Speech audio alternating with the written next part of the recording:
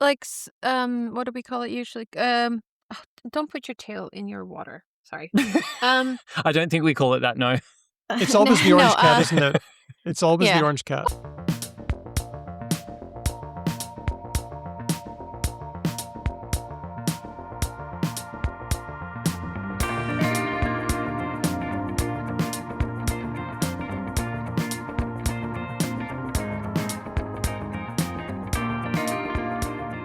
Hello and welcome to Because Language, a show about linguistics, the science of language. My name's Daniel Midgley. Let's meet the team. First up, my co-host, my cohort, only one letter different, Ben Ainsley. Hey Ben, how's it going?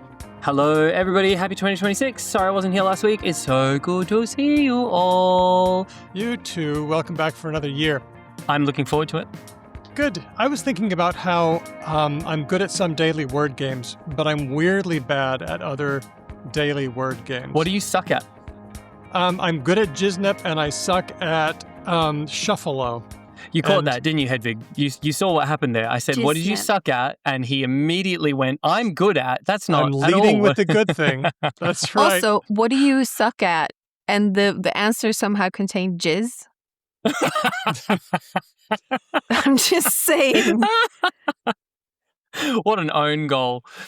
Oh, dear. Kermit Squinchy Face. I'm giving you Kermit Squinchy Face right now. Yeah, fair enough. So Ben, let me ask you, is there a game or a sort of skill that you're weirdly bad at, even though you're good at maybe like other nearby things? Let's see. Spelling the word bureau. Oh, well, that one's easy. We talked about that one No, it's not easy. It's not easy. It's not. Have you forgotten? We've sorted Have you forgotten my mnemonic? Much like, yes, I have, obviously, but much like search not being a solved problem, my brain's capacity to spell bureau, not a solved problem. Okay, Oh so my you do- God. Rhythm's the other one. Rhythm's kind of fun. Bureau is really hard to spell. And I would like to also propose that, like, I think my spell checkers are somehow getting worse. Yeah.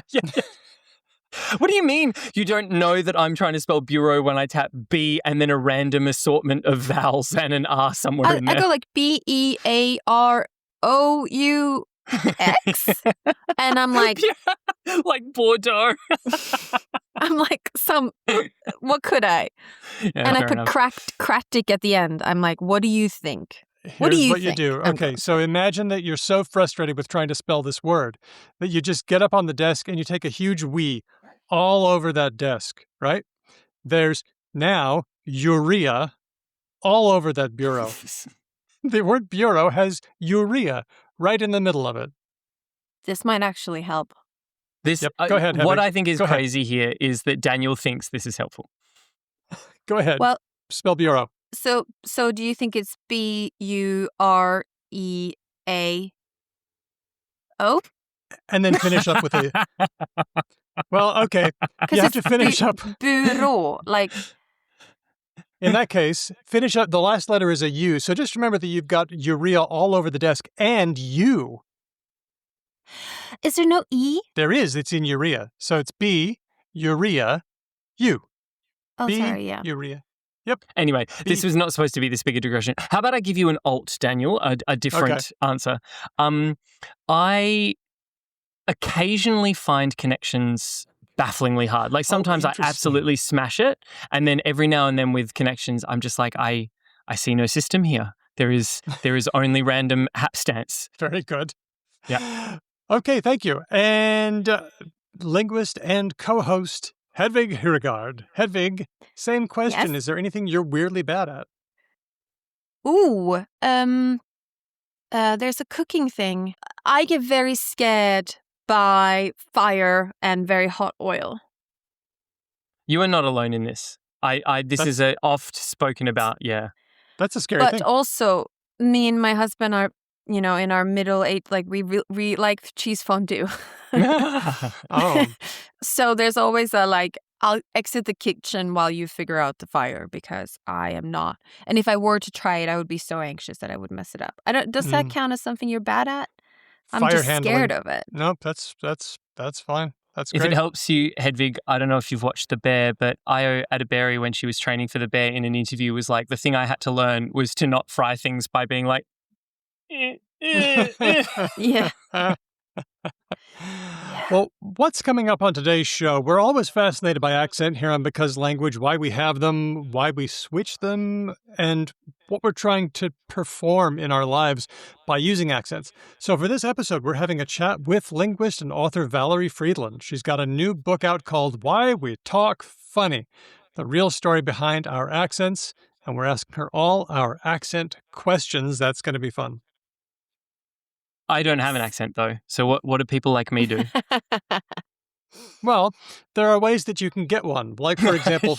You're going to buy one at the accent store. No, just find a person who doesn't look like you and imitate them. Right. Then Gotcha. you'll have that an always accent. goes over well. I single white female someone. Got it. Do that. Do not do that. Do not do that to anyone. It is That was just not a documentary really text. bad idea. Hey, thanks to all our patrons for all the ideas you bring us. We've been taking all of them and funneling them into the show. Some of you have been with us for years, so we're really thankful to have you. If you'd like to become a patron and join us, have chats, why don't you? We are patreon.com/becauselangpod. We'll see you there. Sorry, I should segue somehow. I don't know how. That was a great spruik, Daniel. Now, on to the news. Oh, God. That was a great segue, Ben. Let's do some news now. This one was suggested by Diego on our Discord. You know, we just toss stories around, and this was one that I kind of liked. It was about Bad Bunny. Excuse me, flag on the play. Say it What? properly. Babuni. Baboni. Baboni. Yes, and Nicole Holiday on TikTok has done an excellent job of explaining why Puerto Rican speakers say it that way. So I guess you could say a Bad Bunny or you could say a Baboni. But you know what? I loved having a Spanish-speaking artist perform at the Super Bowl. I actually watched a little bit of it. It was pretty cool. I think that the fact that people are amazed is like showing a little bit of a low bar, but that's me. Yeah. It but is. that's okay. Also, TikTok is full of Europeans making fun of Americans for being so proud when, like, Eurovision has a lot of different languages. But as we know, because we've talked to some Eurovision experts, Eurovision is also becoming more and more English. So, you know, maybe not so much gloating. On the other hand, we have been subjected to a massive freak out on the part of Americans who have a hard time with other languages or other people being represented in media or, in fact, even existing at all. So, do you ignore them? Maybe. Do you enjoy it when they suffer? Yes. They made some sort of alternative show. I don't know. I also don't know why, like, the Super Bowl is a commercial enterprise, right? Like, it's not, like, state-run. It's not run for, like, the good of, like, a charity or something. They want people to tune into the show, and they want people to talk about it. And they made a calculated decision that having Bad Bunny on as a halftime show would get them the most eyeballs, which seemed to be true because it was like very high viewer numbers, I think. It's just a business decision, right? At the same time, it was quality entertainment. And this is evidenced by the story that Diego pointed us to, because Bad Bunny has won a Grammy for Album of the Year for his album Debí Tirar Más Fotos. And it's the first time that a Spanish language album has done so. Very cool. Oh. Is it the first time that the a first time Spanish ever language that it's won a Grammy? A Spanish language album? The first time that a Spanish language album has won Album of the Year, which is that makes a major more sense. accolade. Yeah, fair enough. There might be songs that have won Songs of the Year. Yeah, that can happen. I don't know. Although I can't think of any right now because I don't follow the Grammys that closely. Well, yeah, second only to the Super Bowl, to be honest. Okay, true. So Bad Bunny, for his part, said, in English, I want to dedicate this award to all the people that had to leave their homeland, their country, to follow their dreams. That's interesting. That weaves in a few different narratives about immigration and the American dream. That just calls echoes of that for me. Can I do the thing? Can I be a bit old and irrelevant? When did Bad Bunny start being a famous human that people knew about? Because I will be honest, I had never once heard of this person before the molehill mountain of like, there's a Spanish language halftime show. Spanish speakers around me were playing it at parties from, I would say, like middle of last year, and Okay, there so would it's be some still like songs, and I super was like, fresh. "Oh, this is cool," and but that's when it reached me. I don't think that that's when he got famous, unless like fame is defined by like Hedwig knows, which Well, I Well, you're mean, pretty cool. You're the coolest she's of us got her three. fingers on the pulse, folks. I just happened to see a retrospective of him in the last 10 years Okay. and how he has looked different through those years. And so he has been going for quite a while. He's not Okay. just out of the blue, even though he's crashed into a lot of our consciousness. I asked that 100% from the perspective of like, how is Ben irrelevant in a new and interesting way today? Same. Oh, So man. good on him. And it's good to hear something different, some different language once in a while. And consider this also your semi-annual reminder that Puerto Rico is a part of the United States, and so is many other places that don't usually get put on a map, like Or American voting Samoa, rights U.S. or Virgin representation. Islands. Yeah. That Yeah, was the hilarious so. part. People saying, hey, why can't we have a good American artist? Yay, guess what? Puerto Rico. Great news, guys. I'm going to Yeah. blow your mind. So now you like it, right? Right? Yeah. No? Yeah. What's up with that? Okay. Let's go on to a story about AI. And boy, oh boy, I've been having some bad stories lately. You want to hear a bad story? You want to hear a good story? Wait, what is the story that you're going to tell the audience? I want to hear that story. Okay, the good story is about low resource languages. This is a constant challenge in AI. If your language has a smaller number of speakers or doesn't have a lot of data, you might not have access to tech tools in your language, which you might think, fine, or you might think, oh, that's too bad. But it does contribute to a kind of digital inequality where language tech brings benefits to a lot of people, but not to everyone equally. So into this, Google has launched, now I'm not sure exactly how to say it. It looks like Waxal, Waxal. It's a Wolof word. It's a word in the Wolof language, so I could look this up. The word for speaking, Waxal. This is a data set for 21 African languages. Some of the languages are Yoruba and Hausa, Acholi, and many others. It's a way to bootstrap resources for low resource languages. But what I noticed about this was the data set is not going to be owned by Google. They won't have ownership of it. That's Instead, interesting. the ownership is going to be by the African partners who put the data together. Is this new? Like, do things not normally work this way in linguistic thingies?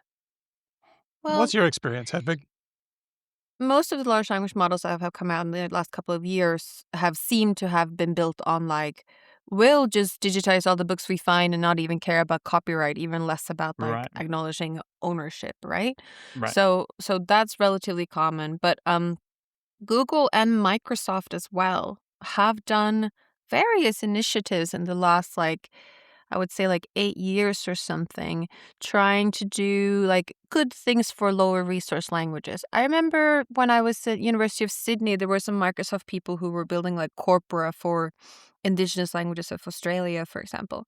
I don't know what exactly has happened with all those efforts, but this seems to be in lack of a better word, it seems like Google and Microsoft want to do some things that make them look, what's that word when millionaires Like are? virtuous? Philanthropic? Yeah. Philanthropic is the word I'm looking for. I got it. And so they partner with these universities, and it I don't really know. I like to be cynical. I don't know what's in it for Google. Maybe the ownership is by these African institutions, but like Google will have a special use case. Or I mean, it like, could be the case that this could be one of those instances where someone at a very large organization had a passion project and it kind of like slipped past the goalie, for lack of a better phrase, right? And they... But it's been a couple of these over the years, Ben. It's been a little bit like consistent, not large projects, but like I've seen it pop up here and there. Maybe we should do like a special episode trying to tease it apart. Because I don't. There's got to be know why they're somebody in there who doing cares it. and who's like standing up for the community and saying, Yeah. okay, you know, Yeah. we're doing this, but it's really important that we make sure they have ownership and that it benefits the community. That kind of thing. Yeah. There must be Because somebody on side. as this news story that we found from restoftheworld.com, they also point out that Microsoft recently launched something called PASA, which has benchmarking tools for 39 African languages. So they're both sort of doing resource work on smaller languages. And yeah, it's interesting. I think it's really important. It's- And I always is, feel a it bit is. uneasy about issues of language tech and language ownership. Companies aren't always good about this. I just read a story, we'll have this in our show notes, that Anthropic has been scanning millions of books, but destroying them in the process so that they could make Claude. Oh, God. There's a memo that came out where they say, Project Panama is our effort to destructively scan all the books in the world. We don't want it to be known that we are working on this. So what they do is they take the books, they slice off the spines, run the pages through high-speed scanners, or just pirate them using libgen. So Google's books scanned a lot of things. I don't know how destructive that process was. I have torn the book, the back of a book once and scanned it. But that was after the librarians told me that A, I could do it, and B, they would put the back on again after. I was like, I'd like to scan this book of yours. And they were like, great, no one has checked that out in ages. We'd love if like more people had access to it. Can you give us a PDF? And I was like, it'd be much easier if I could cut off the back. And they were like, sure, we can glue it back together. So you can actually scan books and put them back together. You don't need to pulp them. But I think the point was they wanted to destroy this corpora so that no one could know what they'd used. Is that it? That was the vibe I was getting? No, I think it was so that it would just be really quick. You just run the pages through a super fast scanner. I've seen how Google has done it with it's got a cradle for the book that looks like this, and then there are things that turn the pages, and it's pretty fast, but it's non-destructive. Hey, we should also mention there's the African Next Voices project, which is for 18 different African languages. And that one, there's a link from the BBC. AfricanVoices.io. I'm on it now as well. Supported by the Gates Foundation. Well, that's interesting. Okay. So that's yeah. Look, we should probably look into more of this because like it looks good, and it looks good that there's resources and stuff being built for lower resource languages. Unfortunately, I think all the three of us just like don't always fully trust Google, Microsoft, and the Gates to like do great things, but maybe it's a baby bathwater situation like but a broken clock is right twice a day. Yeah. This stuff speaking is so of philanthropic, Oh my gosh. Okay, well, that's an idea for a future show. We'll see what we can do. Well, that's the news, and now it's time for a game of Related or Not. Let's have our theme song this time by David. Oh, yeah.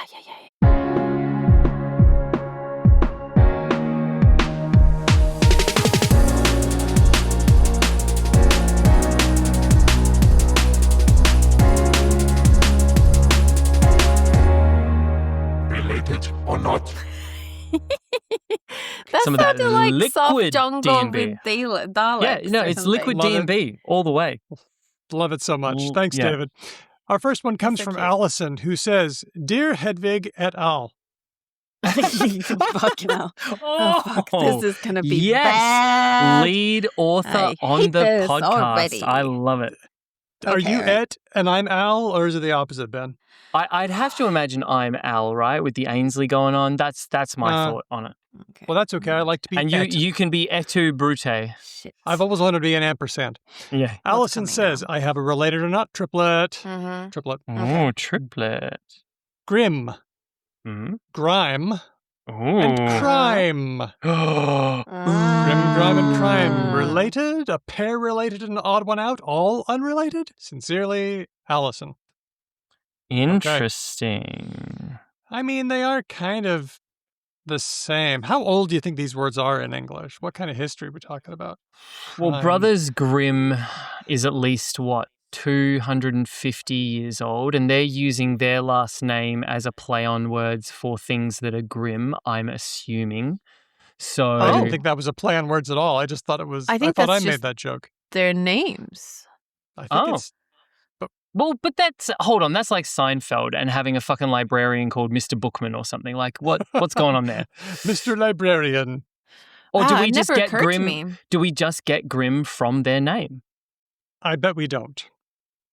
I don't Okay, think that we sounds do. like- Hang on a second. You mean to stare me in the fucking eye and say there were two dudes with the last name that just happened to be Grimm? This is what as we're saying. lame as Tolkien doing Mount fucking Doom. I'm sorry. Like, it's low-hanging fruit is what I'm saying. Okay, well, maybe I'll go first for this one. I don't think any. Although I am giving Grim and Grime the old side eye, but I The don't think squinty they're. face. But I don't think they're related. I intuitively, like, I had one of those like gut moments, and I also was like, I reckon it's none. But now I'm gaming it, right? Now I'm playing internal strategy. I'm Sun Tzu No. Art of Warring it. Yeah, no, I am. Don't do It's it. happening. Don't do it. It's happening. Don't do it. I am. I'm doing it because no one would bring this to us with three words, right? Three totally unrelated words. So I think that there is a connection between grime and crime. Okay. Outside chance. I'm going to get more water. You go. I'm going to use my cheat code of other languages. So Good. I think grim, as in the adjective, like a grim story, is related to Scandinavian grim, which is cruel. Oh, okay. And I think actually it might be grim and crime. Oh, we've got a spread. Because, Okay. well, k and g are, by the way, super similar sounds. They're the same so sound. it's not right? crazy. But do we have a k to g thing going on in Germanic? Or g to k? We Gattaca, should. great film. Not that film. It's just voicing, right? Like, Yeah. But is that attested in any other words? this is I where can't my think of any. neighbor, who's a proper historical linguist, should be here and be like, Hedvig, you're being dumb. So to me, as like not like a deep historical linguist, I kind of assume that all consonant pairs that are voice devoice have a tendency to Are jump possible. across. Yeah. Okay. Maybe that's Okay, wrong, but Well, I'm sticking with my nothing's related. Okay. Here's the answer. None. They're not. They're not related. Fuck off, Allison. No. Sorry. Sorry. So, Grim, you're absolutely correct, Hedvig. It is linked to Old English grim, meaning cruel or fierce. Goes back to a Proto-Germanic root reconstructed as grimma. Grime, for its part, only pops up in the 1500s, unhelpfully listed in many etymological dictionaries as of uncertain origin, possibly from an alternation of Middle English grim, dirt or filth, but it's been reconstructed in Proto-Germanic to a different word, grim, to smear, because grime is something that's smeared all over you. Yeah, right. And then crime didn't come to us via Germanic at all. It's an old French word, crime, meaning crime or sin of some kind. I did feel, because it's criminal, right? And things that are all, I suspect, of Romance origin. And you wouldn't say that something dirty is criminal, or something that is really, like, scary. Ooh, that's almost criminal. Nope, doesn't seem to happen. So, none there. Thanks, Allison, for that one. You're the best. I, by the way, just looked up the Brothers Grimm, and as far as I can tell, it really is just like an accidental coincidence, and I find that monstrously unsatisfying. Like, on a deep, visceral level, I hate that they did not change their name to Grimm for what it was they did. That upsets me. Maybe it's nominal determinism, the whatever it's Oh, called. okay. You know, when you have a Yeah. name and then that's associated with something and you start living your life that way. It's like a magnet.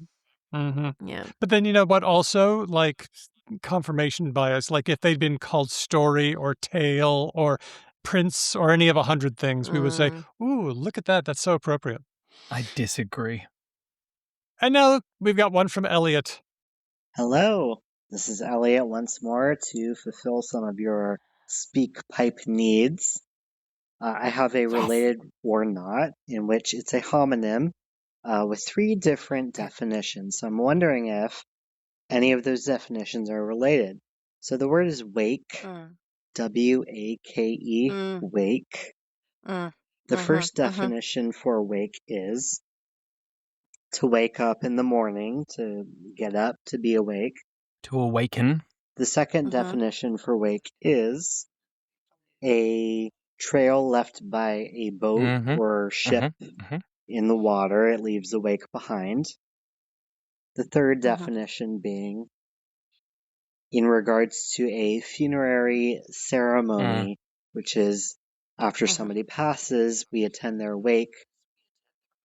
Are any of them related? If so, how? If none of them are, why not? I like Why not? Why not? Why not indeed? That's a related or not after my heart, where if it's like, if these are unrelated, bloody explain. A bit like with the Brothers Grimm. Like, just fucking what's going on here? Yeah, there are no things. It's coincidences. Interesting, Okay, I've got my interesting. answer. I like this a lot, Elliot. Thank you. Yeah, Gotta this watch one's out for fun. Elliot, by the way. Gotta watch out for Elliot. Giving us some curveballs, hasn't he? Or they. Sorry. True. I think Ben sounds like he's Ben, go. on the verge of an answer. Well, I have a feeling there's going to be an odd one out. And my thinking is, awaken got shortened to wake, and that's the odd one out. And that the funeral, right? And funerary. The death one and the shippy toot toot one are related. And this is a super fucking long bow to draw, but like the thing that comes after. Oh, interesting. Yes. All right. Good. I can go next. I think that the funerary ceremony is related to waking up. You would watch to make sure they were truly dead and they weren't going to awaken. At least that would be part of it. The boat trail is a little harder. I think that might also be related. You've awakened something. You've dredged the water and you've slurped of this boat channel, and now that's the wake. There you go. Interesting. So, might be an older meaning to rouse or something like that. So I'm saying all related. Ooh. I don't think they're all related. You're going none? I think wake up and the funeral.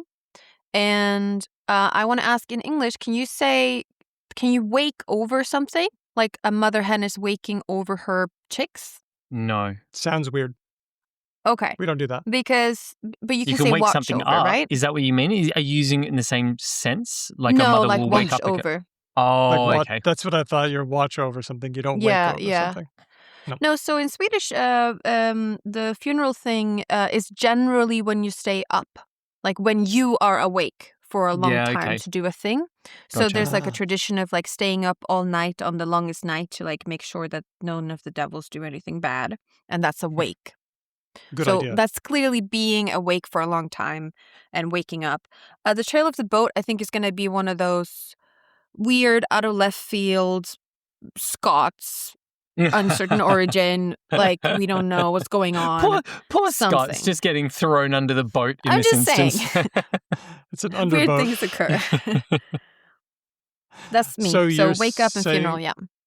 Okay, and Ben, you said that the boat wake and the funereal wake are their own thing together, but waking up is not. And I said they were all related, and we're all wrong. What?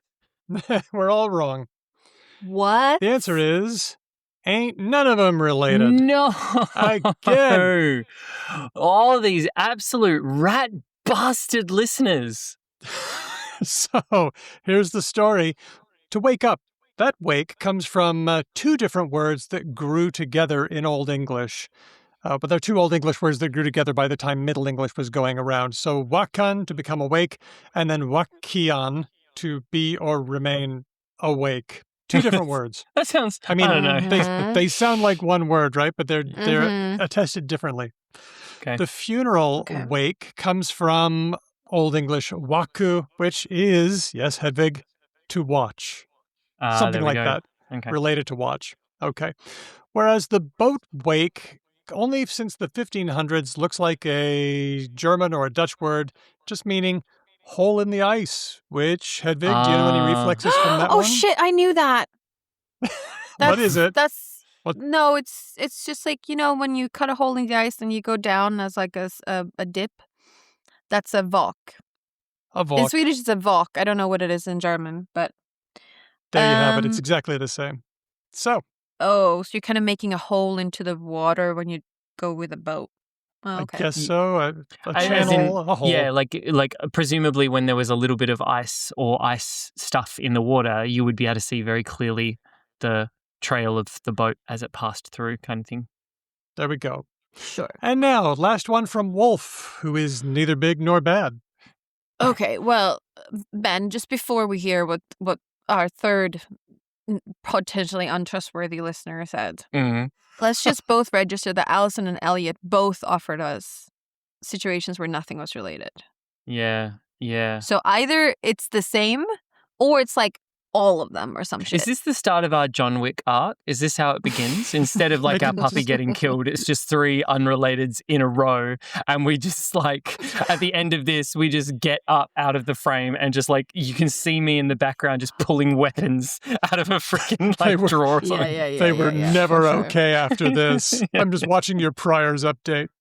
Okay, Wolf here we says, here's a related knot that's been floating around in my head for a while. Chinese words often get loaned into other languages of the area, and you can generally recognize them because their syllable structure is subtly different from that of those other languages' native words, tending to follow the one syllable per morpheme character word thing that Chinese has going for it. And so, my question is, are lo mein in Chinese a kind of noodle dish?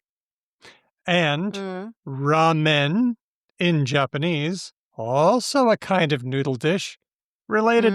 If so, how related are they? Are they the same combination of 2 morphemes?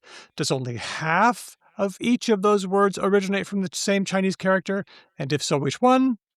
Or are they completely unrelated despite sounding a bit similar to our Anglophone ears? Thanks for all the potting. Wolf. Okay, so we got 4 choices here. Totally related, both syllables. None of them related, both syllables. First syllable related, second syllable related. You got 4 picks there. I guess it's my turn.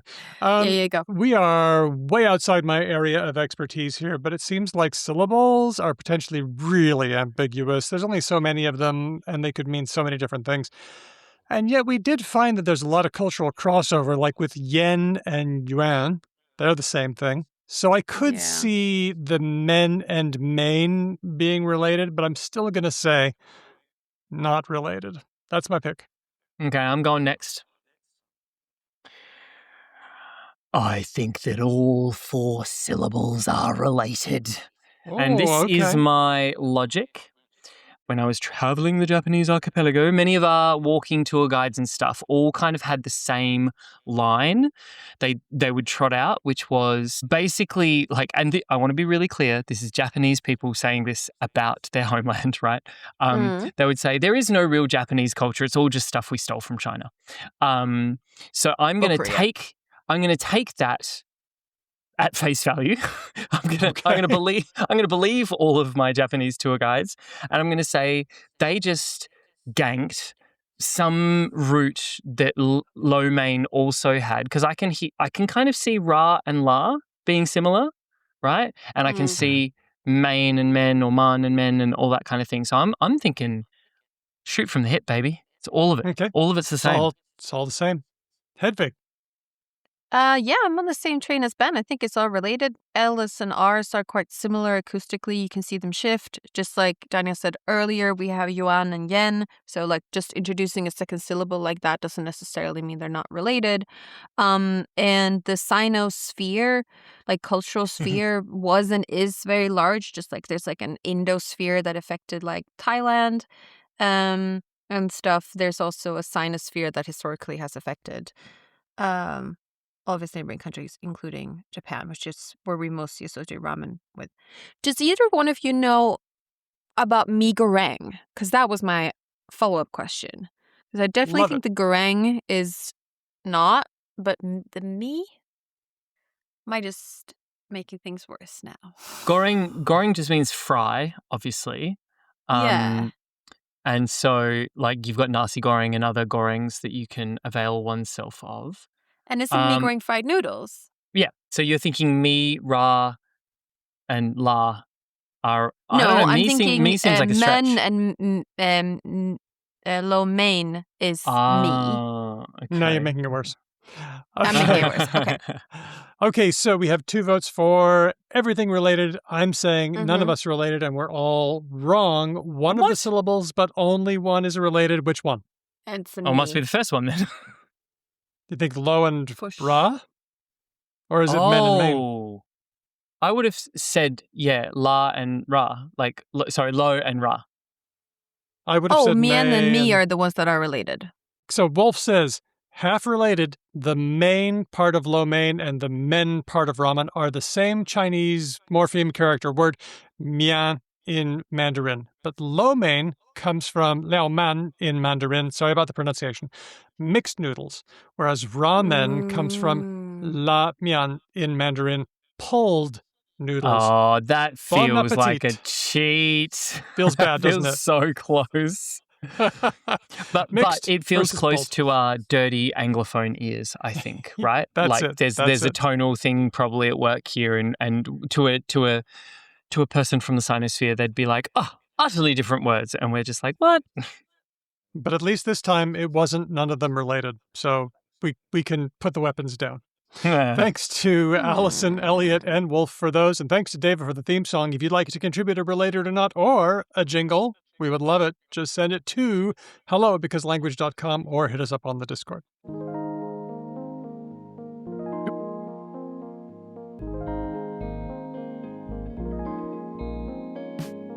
We're here with Dr. Valerie Fridland, professor of linguistics at University of Nevada, Reno, writes about language for Psychology Today, author of, like, literally, dude, Arguing for the Good and Bad English, and most recently, the author of Why We Talk Funny, the Real Story Behind Our Accents. Valerie, thanks for coming on the show today.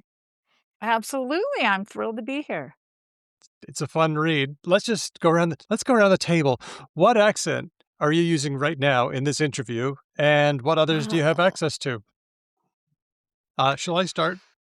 Maybe I'll start. Do it. Yes. Do it. I was born in Spokane, Washington, so I began life speaking with the U.S. Pacific Northwest accent, but now I live in Perth, where I'm getting a lot of contact with people who speak Western Australian English, and so what that means is that I've lost my caught merger, and I no longer have my Mary merger.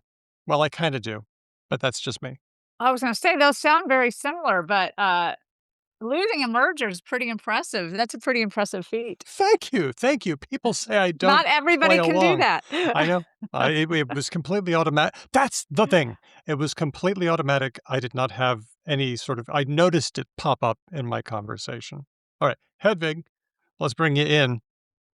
Hello, I'm Hedvig. I'm a co-host of the show, and people who listen to this show have heard me speak a lot with a lot of different people and might have noticed that I do tend to chameleon. So English is not my first language, and I believe that gives them a right to do whatever I want because people seem to understand me. Some very astute linguists will sometimes, because random people will be like, oh, vaguely American, but some astute linguists will be like, she doesn't conjugate her verbs correctly. And actually, before we talked, Valerie was commenting on my thus and being like, something's a little bit up. So it takes an astute person to notice that this is actually second language English, heavily influenced by American, but I'll be whatever you want me to be, baby. That's the way. That's human. I'm also a little bit of a linguistic complexity, although aren't we all, I think? But I was born actually in Madison, Wisconsin, but lived there for, just a couple of months. So I don't think had a lot of input from the Wisconsin accent. And then my parents, who were both native French speakers, moved to Memphis, Tennessee for work. So I grew up, my formative young years were in Memphis, surrounded by a Southern accent. And I did sound more Southern when I was younger. I never was one of the sort of more stereotypical, very, very Southern sounding, partially because by the time I was born, that had started to atrophy, which I think we'll talk a little bit about. But also, I think, because my parents were not from the area, so our social network tended to be other transplants, and that had an influence. But then I moved to Michigan for graduate school and, got to be indoctrinated into the northern cities vowel shift where bags sound like bigs. And so I picked up a few traits there and lost my, tendency to say honey to everybody because that got me in trouble a lot of times. In the South, you can say honey to everybody, no one takes it the wrong way, but in the North, I was getting a lot of, dates Mhm. when I would call people honey. And then I ended up on the West Coast. I'm out west now, and so they have a nice thing going on that used to be called the California vowel shift, is now the elsewhere shift or the low-vac vowel merger shift, of which you have lost, Daniel. And so I'm surrounded by Westernites who, instead of saying bag, say bog. So I'm kind of a mutt. I think I'm a linguistic mutt. I'm not sure what I sound like anymore, but it's a compilation of all that. Yeah, I think you sound, if I may be so bold, you sound like it would be hard for me to place exactly where. I would not put you at any of the extremes. I would be like, she's definitely American. I would not put you in Canada. But then I would be like very hard pressed, like, I don't know, put you in Illinois? I don't know. Into Also, we'll discover Illinois. during this episode, I don't know that much about American dialects except for the very obvious and what I've learned from this book. Well, that's all gonna change in the next hour. There we go. Well, that is an interesting sort of way of phrasing it because we have a lot of attitudes about accent. We sometimes say, oh, I don't have an accent, which we know is BS. Everybody's got an accent.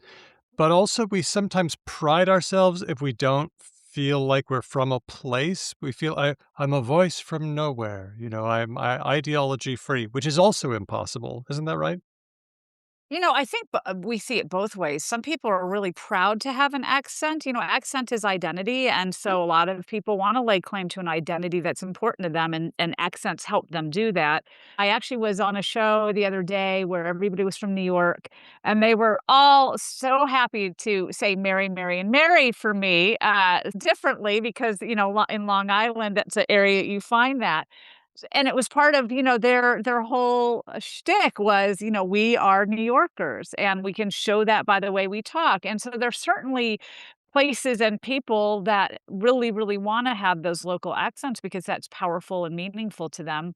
And then I think a lot of people also want to be accent free. We see that in, when you look at second language learners trying to learn English, a lot of them have this goal of being accent free, which is also a sad thing because accents are identity. And why would you not want to keep that part of your identity? So I think our drive to have no accent is also a fallacy because you will always have an accent. The difference is between a noticeable one that people can place and a non-noticeable one, meaning that the features are not easy to place. That doesn't mean you don't have an accent. And anytime you travel outside your country of origin, people notice your accent and therefore you have one, right?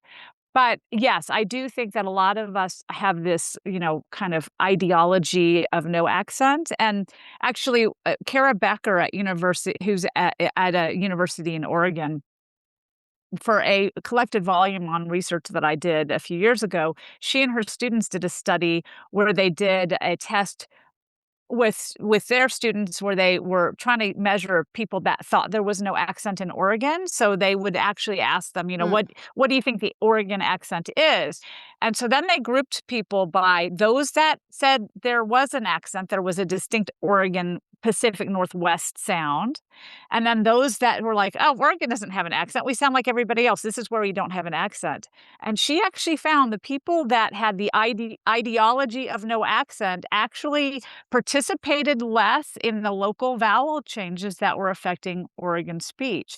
So their belief in what people sounded like actually affected their participation in local networks versus non-local networks. So it affected the choices they made in the accent they had. Not that they didn't have an accent, but they chose an accent maybe more oriented on that sort of outside the local community than inside of it. So there's a lot of really fascinating stuff that happens with just our beliefs about what we sound like. Well, if we think about language communities as a big interconnected network, right? And you talk about this as well in your book, like innovation spread and people get separated. And if an innovation spread and you don't have a tight connection to that part of the network, that innovation might not come to you. So if you grow up in Oregon and you just like are not engaging with those part of the community or engaging more with the ones that are conforming more to the national norm, you might not hear what is particular about Oregon because no one around you really is talking like that.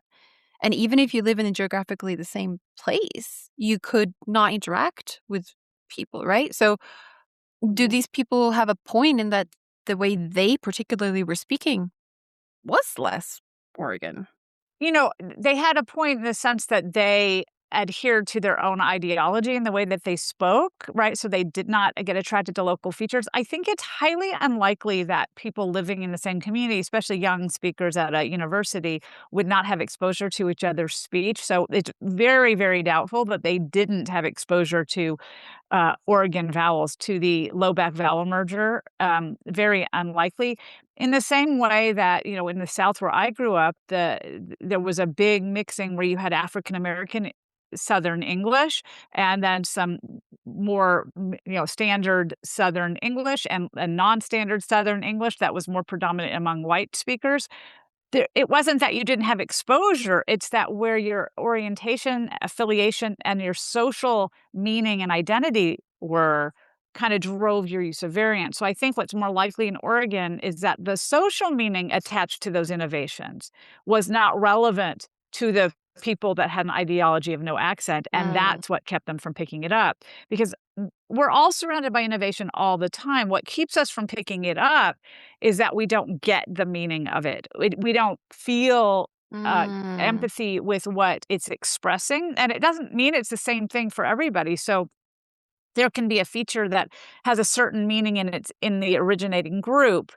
And then as that feature moves out of that originating group, it's not the same meaning as the people that used it in the originating group, but it has taken on another valuable social meaning that drives its use in a new group. And that's really how we see innovation spread, is that they morph in social importance in ways that different people with different identity structures find them useful. So I actually think that's really it. What they believed drove what was important to them, and what was important to them drove the attraction to local variants, or not.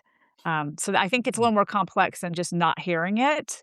I think that's true, like, if you live in one country and maybe there are innovations in another country, yes, you're not exposed to it. But when you're in the same community, especially going to school, you've had exposure to that kind of variant.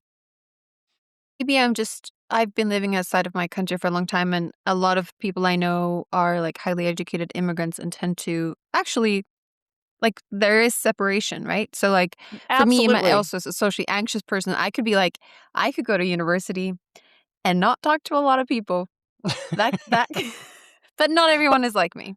But we're talking about what kind of the things you pick up in young life. So most innovative variants are things that come to us when we're younger. But absolutely, I think as adults we get siloed a lot more, and there is a good chance we're not exposed to things. Although social media and your use of it might mediate that, but the formative years for accent are your youthful ones, and then it's really hard not to be exposed to the local environment. Although I do think, we're seeing more and more interactions on social media, on the internet, on Twitch, or whatever these, kind of internet-driven interactions are, and that can have an effect in making people less available for local innovation, because they're spending so much time in a social network that's not in their local community. Yeah. And you know what? As a person who I'm living in a country that I didn't grow up in, I would happily sort of take on more of the accent if I were able to. And I think maybe, because of age, I'm not able to. But also, I feel like some people are just really good at accents. Some people, no matter what age they are, could just slip in. Have you noticed anything like that? Or am I barking up the wrong tree? No, I mean, you're right. There are a few people that are really good at accents, but they are few and far between. So the majority of us are not great at adult acquisition of another accent. That doesn't mean we're not great at adult acquisition of a language and being fluent in that language. I think there's two different things at work here, but this idea that a goal is accent-free speech for any adult learning a second language, it's a really unachievable goal for most people because we simply are not designed really to acquire the accent of a different language as adults. It's our brains, our mouths. We're wired differently. Or also our lives are a little more complicated in terms of what we need to do versus being a baby who just needs to be fed. Yes. Valerie, this is mine and Ben's and maybe also Daniel's language acquisition theory, which is that babies don't have mortgages, full-time jobs, and, grocery shopping. Yeah, annoying children that want things from them at all times. It does. Yeah. There is absolutely. Okay, so just stepping back to sort of address Daniel's issue because or question, because I think it ties in with yours. There have been a few studies on people that are really, really good at sounding native-like, at acquiring languages, and there do seem to be some differences. So people that are really good at vocal mimicry, so that they can kind of exactly imitate something with their voices. And we've all seen comedians that can do this, right? Where they're really good at doing other people's voices or sounds. I'm not. Like, you ask me to, bark like a dog, I will never actually sound like that dog or make the kookaburra sound, and I sound like a fool. But some people are really good at that. And some people are also really good at imitating accents. Well, so the people that seem to have that ear and that ability to mimic also seem to be very, very good at languages.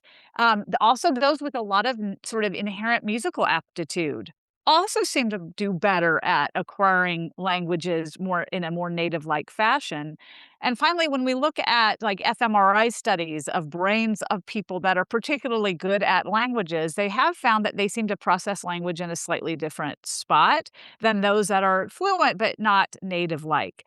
But there was also a study that looked at 24 speakers, English native speakers who had learned German, were fluent in German, and were living in Germany, going to graduate school there.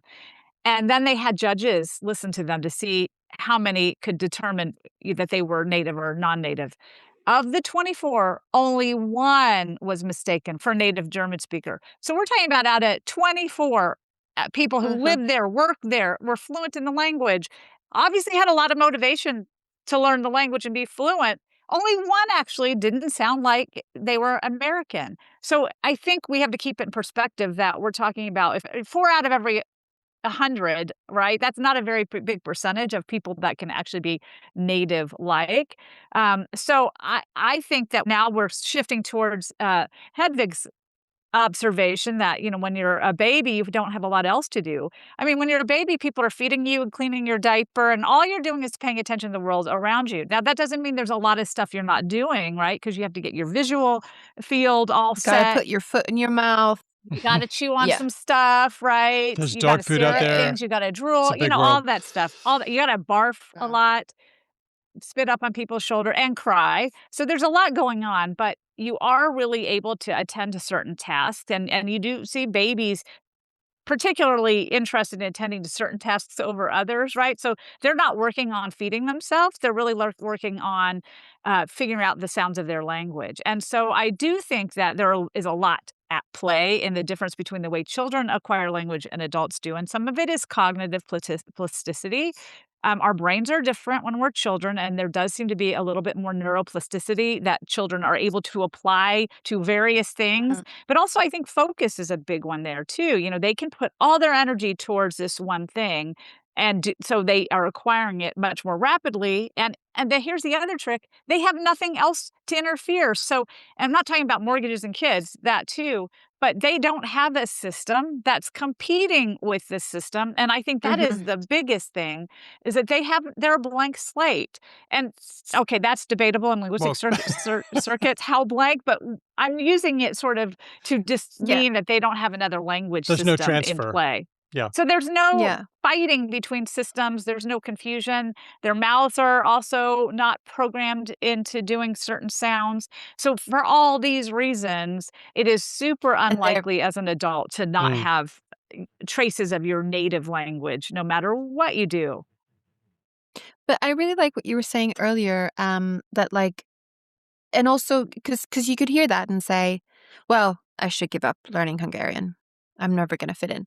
Which if what you wanted to do was pass entirely as a native speaker, maybe that is not gonna be achievable if you start learning at 27. That, mileage might vary and you might be special. But as someone like my husband is learning Swedish and he has an English accent, and it will probably be there for at least a very, very long time. And I don't think he should give up. I think it's still worthwhile. And I also hear people on Swedish news speaking with American or British or like Turkish or other accents in Swedish. And, more Swedish people are getting used to this. And I don't know. I think it's easy to take that message and think, well, it's not, I should just give up. And I just don't think it's, yeah, I don't know. Hmm. We should be kinder. I and think, I it's mean, the not. trick is not giving up. The trick is accepting that if you do have remnants of who you were before, that that's a really positive and wonderful thing, and it shouldn't be a negative one. And I think we kind of have this idea, especially in the second language acquisition circles, that you have to sound native like to have cultural fit. And I think that's absolutely not true. That to culturally fit in doesn't mean you have to sound like everybody else. Because none of us, even when we're from that place, sound like anybody else. That doesn't mean we're not culturally adept and aren't able to fit into that culture. And I think that's what we need to let go of, this idea that your accent will keep you from fitting in that culture. There are things like prosody and intonation that really are probably more impactful on giving an impression of cultural fit than the accent itself.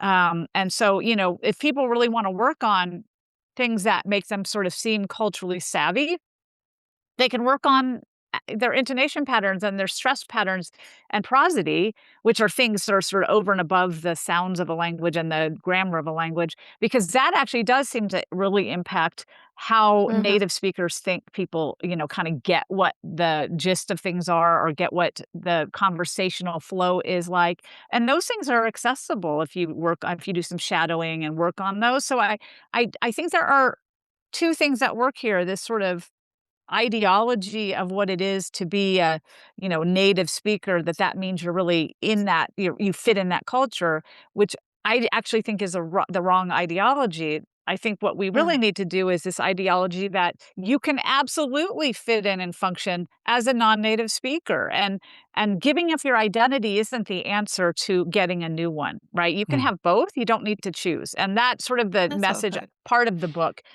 where I talk about non-native speech. I mean, the book's a lot about American accents, but I also talk about second language accents. And I think, we stress the wrong thing when Mm. we Mhm, are mhm. trying to acquire another language. Well, that makes me feel a little bit better. I mean, I've been very aware of how we use language and especially accent to perform identity, but the way that I talk is sort of a look at where I've been, and that's a great thing. Going back to babies for a second, you mentioned in the book that parents use different accents at different ages, and I just found that really surprising. Could you tell us about that? Sure. I'm not necessarily different accents, but different aspects of their dominant accent is Yeah. sort of what I'm talking about. There have been a number of studies on infant directed speech and child directed speech, which is sort of the fancy linguist way of talking about how we talk to babies and how we talk to children. And, anybody who's had a child or met one probably has changed their voice when they're talking to it. So, we see this with parents, particularly where, they do the goobly goobly goobly kind of stuff to their children. They have a baby and they're like, "Hi, baby." and they get this really high-pitched, kind of exaggerated intonation, sing-songy kind of drivel that they speak to babies. And we also talk to toddlers differently than we talk to adults. So there are people that have studied, well, how are we talking differently to babies just from adult speech? But there's also some researchers that have looked at, well, how do we talk differently depending on the age of the child, and why might we be changing it up? And so what we find is when adults talk to infants, particularly mothers, most of the research has been done on mothers because that is just historically who spends the most time with children and infants. So most of the research has been done on mothers, and what they find is that mothers do definitely change their voices when they're talking, and their accents and the types of features they use when they're talking to infants compared to when they're talking to other adults. And that can be, sometimes the adults would be the interviewer that had the baby and the mom in the same room, and she would record the whole interaction, and she would notice features in terms of how the mom was talking to her, and then notice how she talked to the baby. It also is the case sometimes where people had recorders in their homes, and the recorders would pick up different types of conversations where the parents were having conversations with other adults in their community. So they were using a lot of local features that were important there. A lot of this research was done in parts of Britain that had more local, really well-known local accents, like the Geordie accent in Tyneside. And then they would also get them saying things directly to their child or their infant, and they would see, oh my goodness, look at that. They really radically redo their speech when they're talking to their child versus when they're talking to these adults. And in all cases, what they found were specifically mothers really tended to change up their speech to infants to use sort of hyper articulate and more standard forms. So what mothers seem to model very, very early on to young children, infant level children, was sort of prominent models of speech, so that they were using more standard forms than they did to an adult speech, and also extending their articulation of those things and kind of intensifying them, which sort of makes sense if you're thinking you're modeling, sounds for your infant. So here's a baby laying there looking at the world, and the first thing they have to figure out is not, how I'm going to ask my mom for the bottle, but what sounds am I going to use, right? I have to figure out the sounds of my language before I can ask for anything in that language. So they're working on sounds. And so a mother then is kind of, without even being conscious of it, working on helping that child understand individual sounds. And in order to do that, because when we speak in connected sentences, we're really rapidly transitioning from one sound to the other. And a lot of times that changes each individual sound because it's smushed between these other ones. But if you elongate it and you are hyper articulate it, it kind of makes it more obvious for that child what sound is being said. So they saw elongated vowels for one thing, but they also saw that voicing contrast. So the difference between like a T and a D or a K and a G is just the vocal fold vibration. That they were also overdoing the vocalization, the voicing contrast. Also probably just to sort of model to their kids, this is a sound. And this is a sound. And look, wow, this is another sound. But then as those kids aged up from like 2 to 4, they switched it up to use a more local variant. So what they seem to do is go, okay, now you have the system. Now let's learn the social system. And so we find this really interesting dynamic shift in the way that moms particularly modeled speech to their young children versus their toddler children versus adult friends. So it's a really cool area of study. That's very interesting. I hadn't heard of that before. I mean, I am familiar sort of with where you're talking about something like this is an apple, or like when you that was an extreme version, but something like that. I don't know. I've heard some parents that do sound just like that. Well, it's interesting what you said about local variety, because one another, besides me and Ben's theory about kids don't have anything better to do, we also have another long-running theme throughout many of our episodes and shows. Now let's see if Daniel can guess it. No, I'm not. I'm not right there with you. Okay. Go ahead. About access to standard and prestige varieties. Mm-hmm. So you talk about this in the book as well, like, thinking of someone as stupid because of the way their accent or dialect, or in general how they articulate themselves, is not a very accurate or kind thing to do. However, we know that when people are out on the labor market or when they are talking to people, they are likely to be judged by the way they're speaking. So some people make an argument that schools have a responsibility to not say that certain dialects or certain accents are worse, but to give everyone a chance to learn the variety that is considered the least troublesome. And it sounds almost like these mothers are sort of modeling that kind of ideology by avoiding the more regional varieties early on to give. And I'm wondering, because that sounds, I'm wondering how generalized that is, because it doesn't sound like a thing everyone would be doing. Well, we found it. I mean, it's interesting. It's been found in sort of disparate locations. Now, it's been found in studies mostly with English, although there was a study with Chinese children that they showed hyperarticulation also to those children that decreased as those children aged. So I actually think it's fairly general, but I think what they're modeling is actually the opposite of what you're saying. They're using the more standard forms or the more fully sort of,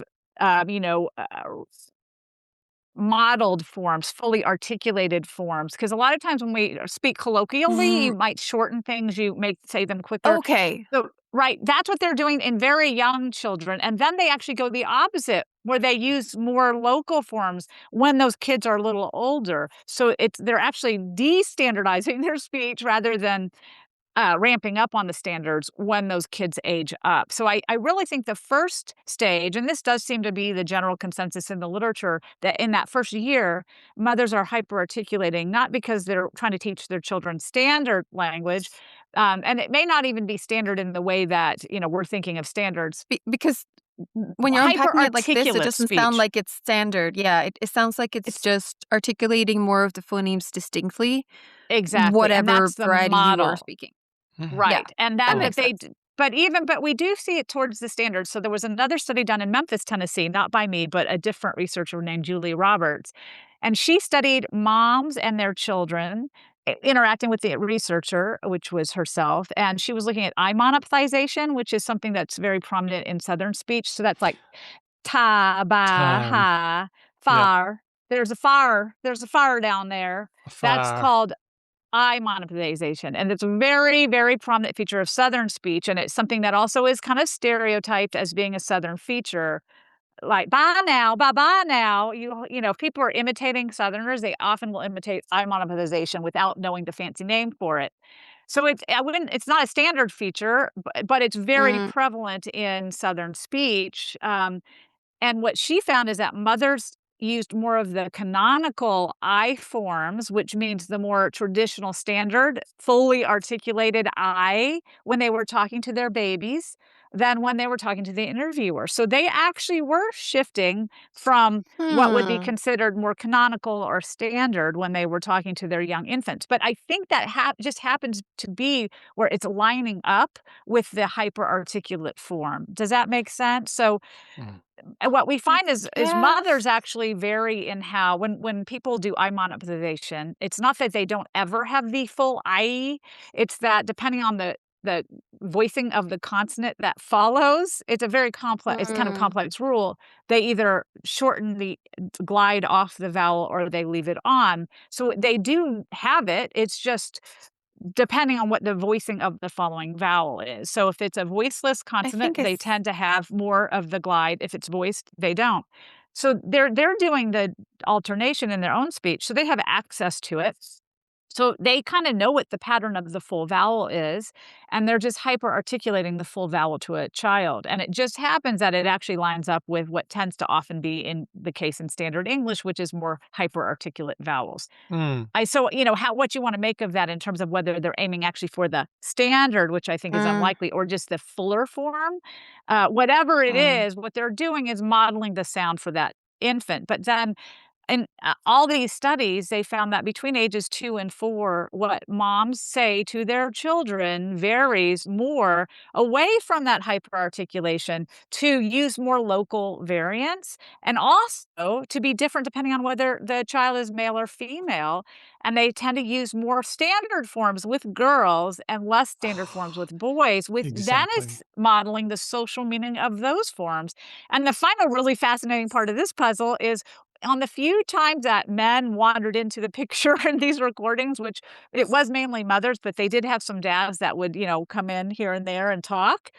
When they talked to their children, they didn't change their speech. That's what I thought. And so what's interesting is, what does that model? Well, that also models social meaning. It models that men do different things, that boys do different things than girls, and that boys use less standard variants because they didn't go more towards the standard than as the mothers did. And that sort of between mothers using more standard forms with their young children and fathers not changing up their speech but staying at the less standard usage levels with all children. What that models is that there's a gendered meaning behind these variants at a very young age to children, which sort of sets us up to understand, well, why do women and men sometimes use language differently in the sort of general finding that women tend to speak more standardly than men? Well, it's because it's been modeled to us since we're very little children. So there's a lot of fascinating work. There's so much fascinating work with kids. And then of course, it's funny when you have kids as a linguist, how you are super hyper aware of how you're my God, talking yeah. to them. Every Oh my God, linguist it's who becomes awful. a parent Don't have becomes a children menace. if you're a linguist. That's all I want to say. Having children as a linguist is no. great. It's fascinating. Yeah, vernacular norms have connotations of masculinity and toughness, and that's all being modeled rather unconsciously, or at least some of that's going below the surface of awareness. Absolutely. I don't think parents are thinking, "Oh, this is a boy. I'm going to talk differently to him." I mean, I didn't think that way, and I probably, you realize it'd be interesting to have measured your own speech Mm. because you don't know what you're doing, right? Yep. Maybe that's what we should do, is have a bunch of. It's too late for me. My kids are not babies anymore, but maybe future linguist, record yourself. Yeah, I was modeling their Yeah, speech. don't record the and- baby, No, record don't. yourself. Yeah, Record me. exactly. Hedwig and I did a bit on the Southern accent, the U.S. Southern accent, a while ago, and it was "Is the U.S. Southern accent disappearing?" It was one of those episodes with just you and me, Hedwig. Ben wasn't in this one. But what's your take, Valerie? Are we losing accents, or is it just that what we consider to be the U.S. Southern accent is changing and always has been? Yes and no. I mean, there's two sides to the answer to that question. The Southern accent is absolutely in urban areas becoming less salient as a distinct regional accent. But that's been happening for a long time. And one of my big fights in graduate school was I grew up in the South, and I knew that even though I had an unusual background, and that kind of explained why I had less Southern features, perhaps. But my Southern friends that were from Memphis didn't sound really, really Southern, right? Most of them didn't really sound that Southern. And there were things they said, certainly, like I monetization, absolutely. You could hear in a subtle way in their speech.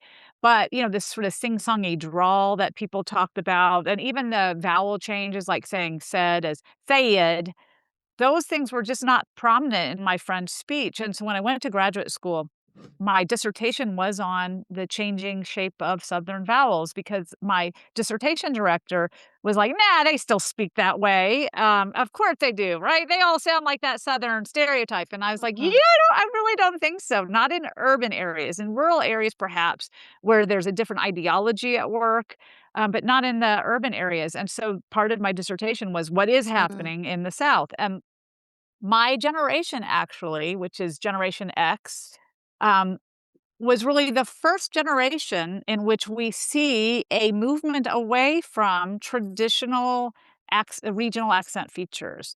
And that's not just in the South, that's actually everywhere, where we start to see it's at the level of Generation X, where social demographic and economic changes come into play that started orienting people away from their local communities and more sort of pan-regionally. And then, of course, you get the internet and social media with Gen Z and Gen Alpha and even the millennials, and that really sort of speeds up that process.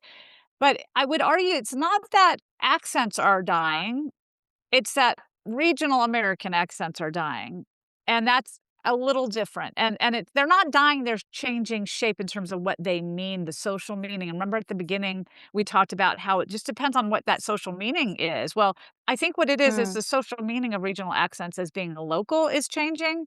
But what we find in some really interesting recent research is that for the Southern variety, particularly, a lot of it has to do with conservative versus liberal ideology. So within the South, the people that sound most Southern are ones that tend to be very conservative leaning politically and ideologically. And if we ask them what they, would vote for, and the kinds of issues that are important to them, what we see is they tend to be conservative leaning ideologies. Mm-hmm. Those that have sort of retrenched and are not doing the Southern vowel features, even though they are Southern, tend to be ones that are urban, young, and liberal. So here you have the same city with, some people sounding Southern, some people not. That doesn't mean the non-sounding Southern people aren't Southern, but what it means is that the Southern accent means isn't I'm from here. Now it's here's what I believe. And we find actually a similar thing with Northern vowels too, that people that tend to use more Northern cities shifted vowels, or sort of the bag to big kind of vowel that I was talking about before, like Michigan vowels, there, if you listen to any kind of spoofs on Saturday Night Live or anything, a lot of times the Bears, that kind of accent that they had. I think The they had a Bears. skit on Saturday Night Live called like the Super Friends. Oh, yeah. Or super fans, not super The friends, super but the super fans. fans. That's right. And that right. Those features, those are actually associated now. If you play that for people and ask them to say what they think the ideology politically of the speaker is, they tend to hear them as more liberal leaning. So we see this really interesting shift in kind of what accent features associated with regional accents at one time actually mean now. And it's less region and more ideology, more sort of whether you're rural or urban, whether you're conservative or liberal. So I think what we want to say instead is not accents are dying, but they're being repurposed. So that some of their traditional associations of only being about region are now really about belief systems in those regions. So I'm not saying that Northerners are going to start sounding Southern because they're conservative, but in the South, what a regional accent means has changed. And then we're finding it decreasing in urban areas, particularly, which tend to have more liberal ideologies, for one thing, but also because of the substantial impact of the way social media has reshaped the way we interact with each other and the way we interact with locals versus non-locals, it has continued the atrophy of these highly regionalized forms. Okay. I thought it was interesting what you said earlier. You said that sometimes a way of speaking or word choice or something can carry a social meaning that changes over time and that changes in and outside the group. So something that could have a certain signifier within the group or sort of have a mild signifier could from outside of the group. So an extreme case would be like a stronger Southern accent being associated with like rural and more conservative ideology. There might be like a sort of tendency within the community, but the perception outside of it is like, oh, they're a monolith and everyone is exactly like this. That's absolutely so that can make it really hard because this is a very America-centered episode, but that's okay because that's what we're talking about. But like, I imagine that there is diversity within communities as well, right? So like, I don't think that like everyone in the South who lives in a rural community votes for the Republicans, though maybe many of them do. And it could be kind of challenging if that gets tied to your identity. And at some point, maybe I could see someone being like, well, I don't want to be perceived that way. So like, maybe I'll figure out a different way of presenting myself, which is, not very nice for that person. Well, I think a lot of times that happens even in, teenager years, which is when sort of this sort of social identity and social meaning about language really gets formed. And when I was saying that, our accents are maybe more about rural and urban, that's not necessarily the same thing as conservative or liberal, but there is a very big difference a lot of times in the type of orientation that people have when they are are rural and planning to stay in that community. They're much more vested in the local community than we find people in urban areas where there's a lot of more migration. A lot of people don't have deep roots. People are less Yeah, I was going to say oriented. this as well. So that's kind of the probably more important division between rural and urban. It is also true that in the United States at this moment, rural areas do tend to have a different political ideology. A lot of that's because of the economic circumstances, farming, or different types of activities that happen to populate rural versus urban areas. But there's also just a bigger sense of rootedness in rural areas, and there has historically always been. And rootedness is what drives accent. And so I think the bigger argument here is where there's more rootedness, tends to be more accent shared features. And in urban areas, what we're seeing is less and less rootedness. And part of it is the economic and demographic changes that have happened over the last 50 years.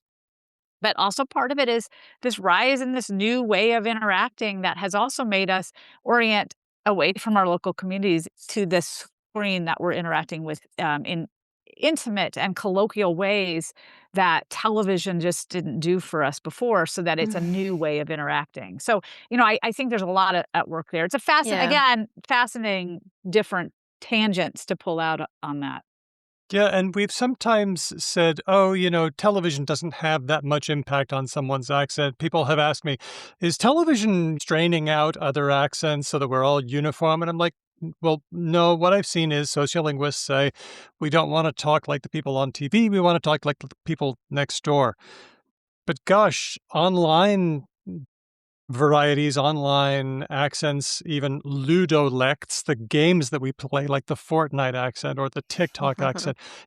This is a level of interactivity that really could shift things, that media really could be having an influence that television really didn't. It has changed who's living next door. I think that's really the thing, right? We're not knocking on doors, we're knocking on computer screens, and the people opening those doors are a totally different accent variety than maybe we get from our neighbors. And so that's sort of, I think, what has really shifted is the communities that we're deeply embedded in are no longer the local communities. They're local to us in a different kind of locality. So they're localized by the activities that we're bonded through. So gaming is a perfect example.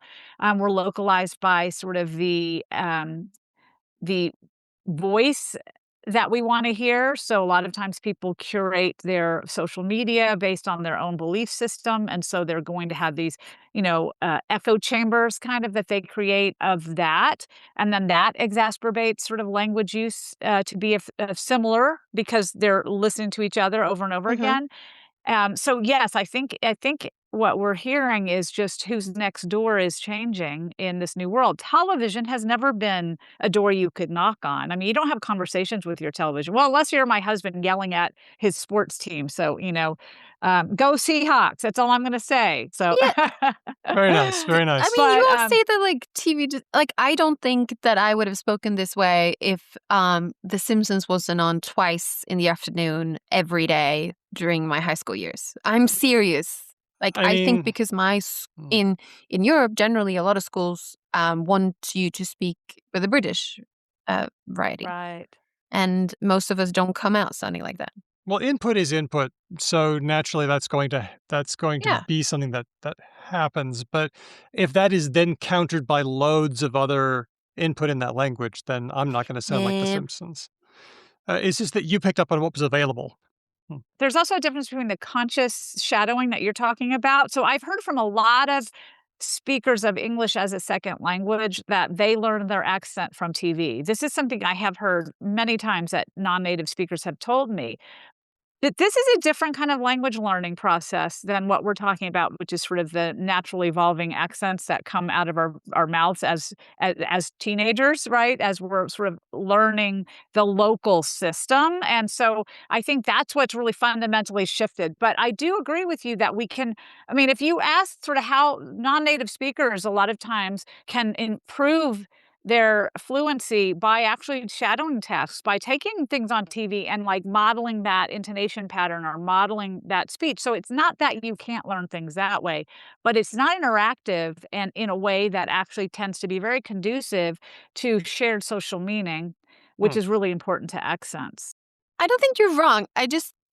No, I'm not saying you're wrong either. I just suspect that, but I just suspect that you as native English speakers maybe are underestimating it. You're saying oh, there's no effect of the TV. And I'm just I don't think I would be that affected and you guys not at all affected. That sounds... And I do think there is an effect. There have been studies, there are studies that have looked at the influence of television on accents. And most of them have found not no effect, but limited effect. What it tends to be limited to are things that are already in the environment of whatever speaker they're reaching, that then it is intensified by that television show. And so there was a really interesting study done in Glasgow for people that watched The EastEnders, I think is the name of the show, which is based in London, right? So The EastEnders is London accents. And but I think it's like I've never actually seen the show, but I think it's kind of like you should watch class. it. You should watch it. I have to now, right? That's sort of a working class London variety. What they found is that people in Glasgow that reported much higher viewing of that show had more of those sort of Cockney features in their own speech. And so the argument was, well, look, they watch a lot more of this show. Sort of they are really into this show, and this seems to come out not just in their speech. They also sort of had more of that sort of street style. They tended to wear certain clothes that also represented it. So they're sort of having a stylistic influence from this television show they're watching. But the argument that the researcher made was that it's probably because those features are actually also found in Glasgow's speech. All the features that they saw these people picking up and using more of were ones that are underlyingly already in the speech of this community. And what that show did is highlighted it, made it cooler, and kind of intensified their use of it, so that it was a pattern they were already familiar with that then television helped model more rather than introducing something new. And I think the difference is that actually with social media, you might get this sort of interactiveness, the social meaning, the social networking that really can cause some innovations in speech that really fundamentally can reshape speech in a way that television can't. So I think it's not that I'm not saying television didn't have an impact. It's that it's a moderate impact compared to social media. So yes, I agree with you. Some things can come through on the TV. For native speakers. If we're talking about people who are learners, that could be different. Right. And that's a different kind of learning strategy, right? So I think that's a more conscious learning strategy, and that's different. And now it's time for lightning round. And are you ready to take on some specific sounds and talk about them? Let's do it. All right. The most common question I get ever is about the word important. Why are people saying important with a D? And I don't even, you can fill in the blanks. For Western Australians, it might be a D. For other people, it might be a glottal stop, important. For other people, it might be something else. Some people just delete it all. So I'm Southern, so important would be what I would say. But yes, you sometimes get important, which isn't native to me, so I don't quite say it with the flow. But it really has to do with the kind of amount of stress we put on different syllables. And whenever you have connected sounds together, they influence each other. So it changes subtly the way that you pronounce a certain sound. And then also the more consonants you have at the end of a syllable, the more likely that some of them are going to drop off or weaken, meaning they have sort of less articulation in your mouth because you're having to jam all these sounds together in rapid speech. Well, so then you take away stress. You have this alternating stress pattern in a multisyllabic word like important or important. You actually have this sort of stress pattern where you have a stressed and unstressed syllable. And so you're alternating stress, you're putting sounds together, you're jamming a bunch of consonants in there, but the tendency is to weaken one of the sounds, and usually the T, because of the way T is articulated and because it's the second consonant in a cluster, and it's at the end of a stressed syllable, at the beginning of an unstressed syllable, and so it just causes it to naturally weaken, which can come in various forms. It can either be glottalized, because T sounds are often glottalized. If you remove the articulation from the mouth part of a T articulation, often where you get the sort of slight indicator of a consonant is with the glottis, so it becomes a glottal stop, or it can be a T that's pronounced a little less hard and more glottalized, so it's a glottalized T, or it can be flapped, where the tongue just kind of slaps against that alveolar ridge and comes like a D, or you can just get rid of it altogether. So these are your options as a speaker in those contexts when you're not using hyperarticulate speech, which most of us aren't when we're talking in casual conversation. And so the natural tendency of that sound is to either get glottalized, get flapped, or get deleted in those contexts. That was a long answer for a short question. Importantly, they're not contrasting words that they could be confused with should you choose to do these things. Yes. Well, that's usually when it happens. Yeah, when we don't create also confusion. As soon as you get, you've got the I, you got the M, you're pretty far into the word important once we're talking about these distinctions here. People can figure it out. They've already guessed they've done studies where they take out sounds of words and but they play them for listeners, and listeners can often not even realize the sounds are gone, right? Because we're so good at matching that, in a word like important, which is often, now you have me doing important, which is often a word that we might use in high frequency. So, and it has a very sort of significantly multiple syllabic clue to what it is. We probably wouldn't even be able to say someone dropped a sound or changed the sound in most casual speech, because it's kind of programmed into our head and we fill in the blank. Kind of like when you're reading, if, you're reading a text and maybe there's a word missing as the writer, students do this all the time. As they go back and read it, they're kind of skimming it. And so they just fill in those missing words that might be missing, like the A that sometimes they forgot to put in their paper. So I might see it because I'm not used to, I'm like, oh, this is the first time I've seen that. There's an A missing, but their brain is already churning that same thing. And they're like, oh yeah, it's fine. Same thing with hearing a word like important, whether you say the D or the T. We don't even need that information. We're really good. You could cut out half that word and we still know what you're talking about. No penalty for doing so. Okay, next one. H's, they drop in, they drop out. In Australia, we say herbal. In America, it's herbal. Honest, hotel, hour, historic. These have all, at various times in English history, had H's or not. Sometimes H dropping is the prestige variety. Sometimes H inclusion is the prestige variety. What's the deal with H? H is a weird and lovely sound, and it's had a really interesting history. So yes, in America we say herbal. And actually I might, it's funny because I'm always like, what do we say? As Americans, like, do we say herbal or herbal? Because we have so many weird H things, but historically H's were something that in the 19th century were really on the mouths and minds of many Southern British speakers as being kind of crass if you dropped them. And so what happened is that inspired a lot of H's to be reinserted where they were sort of historically had been there at one time way, way, way, way, way ago, but had been dropped.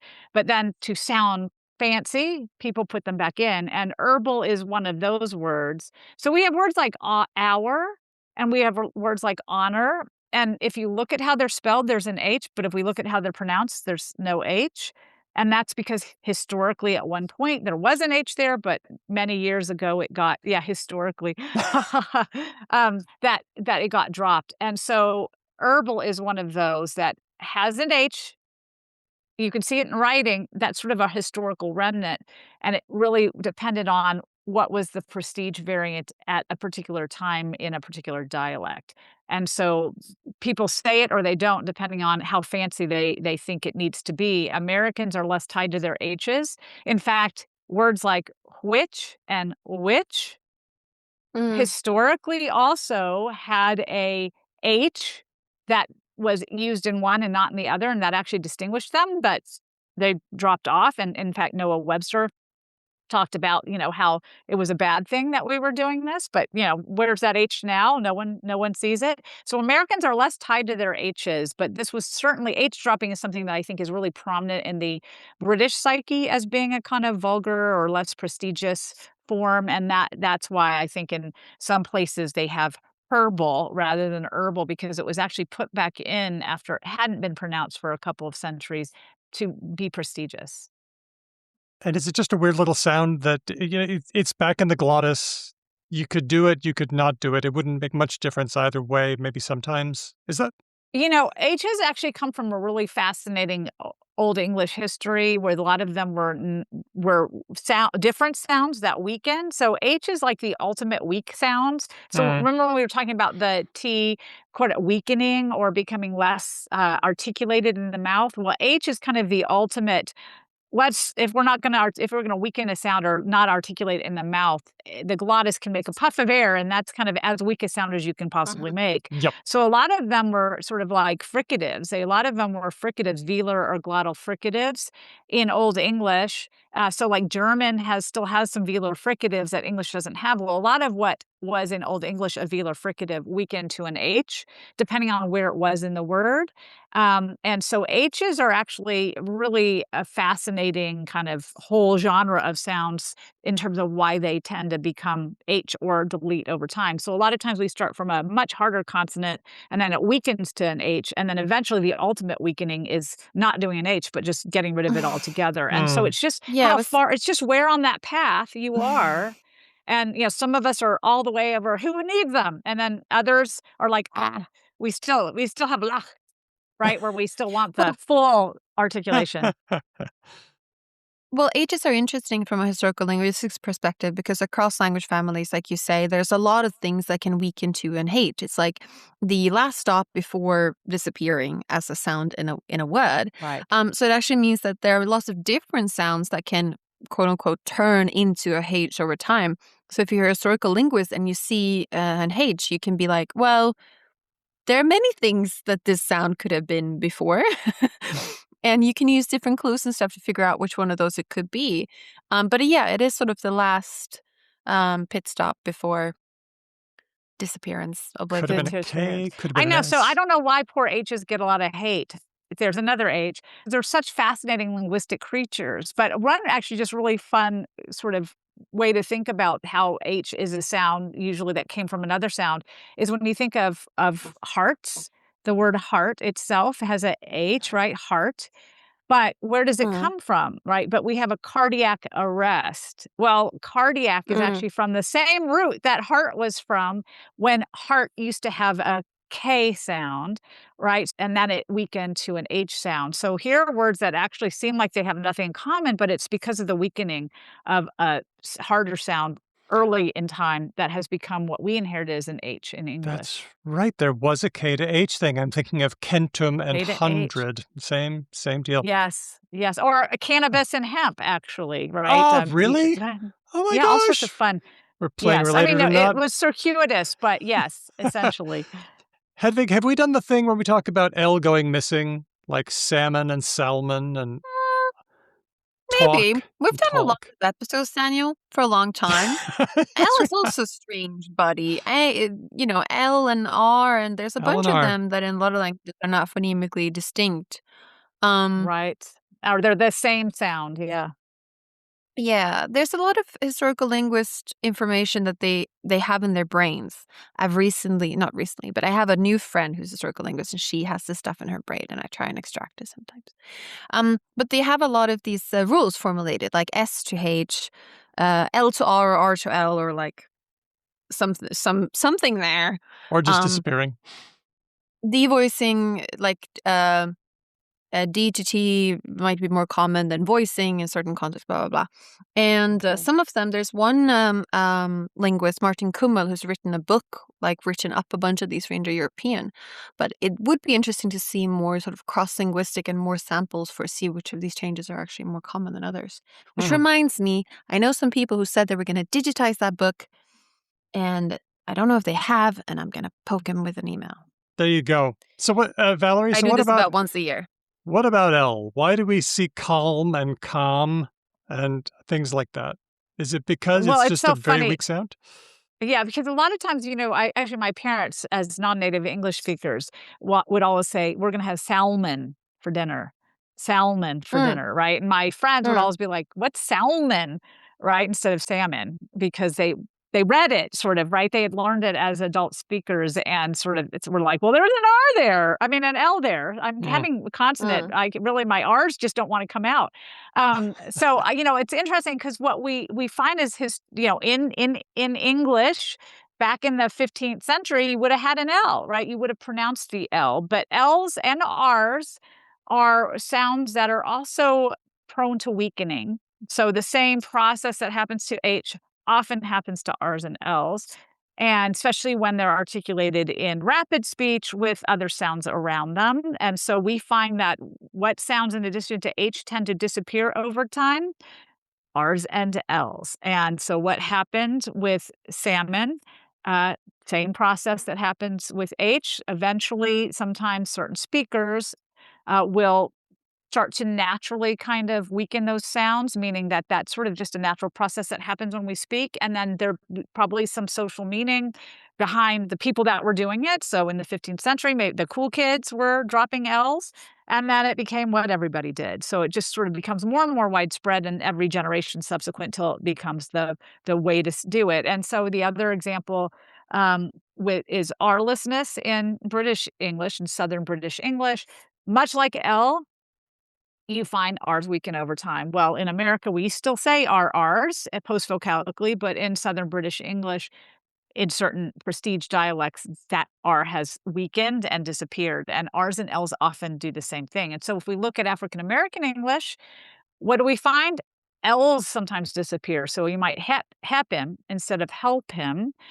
But it's exactly the same process. So it is a very common tendency for L to weaken over time to the point of even being fully deleted or vocalized. So often it becomes more vowel-like first. So it'll be help, where it has more of an off glide, where the L has actually vocalized, or call me, where it's it almost becomes like a W sound, and then it will just be deleted altogether. So it's just a weakening process that's very common in language.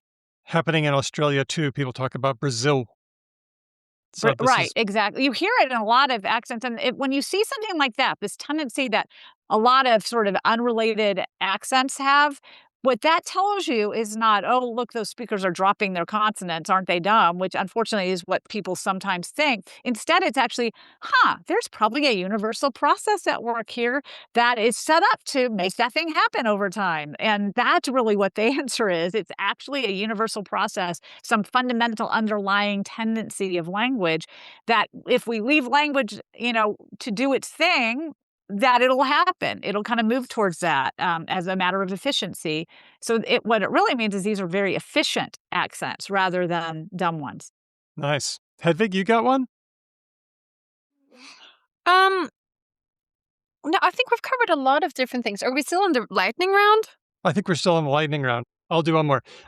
Since you talk about things that are happening across the English-speaking world, what about S retraction, like saying street as street? This one's a great one because I definitely get a lot of questions about it. I think you had asked me actually at one point, somehow we got distracted, which happens a lot when we talk about language, about like what's one of the most common questions. And I actually have had that question asked. I get emails from, random people sometimes like wanting me to just be the language guru and tell them why, things happen in language, which if only I had that power. But S retraction I can actually handle. So a lot we find is people sometimes say street and string, or words with an STR cluster, more like street and strings, where people that don't do it kind of notice that S has turned more show-like.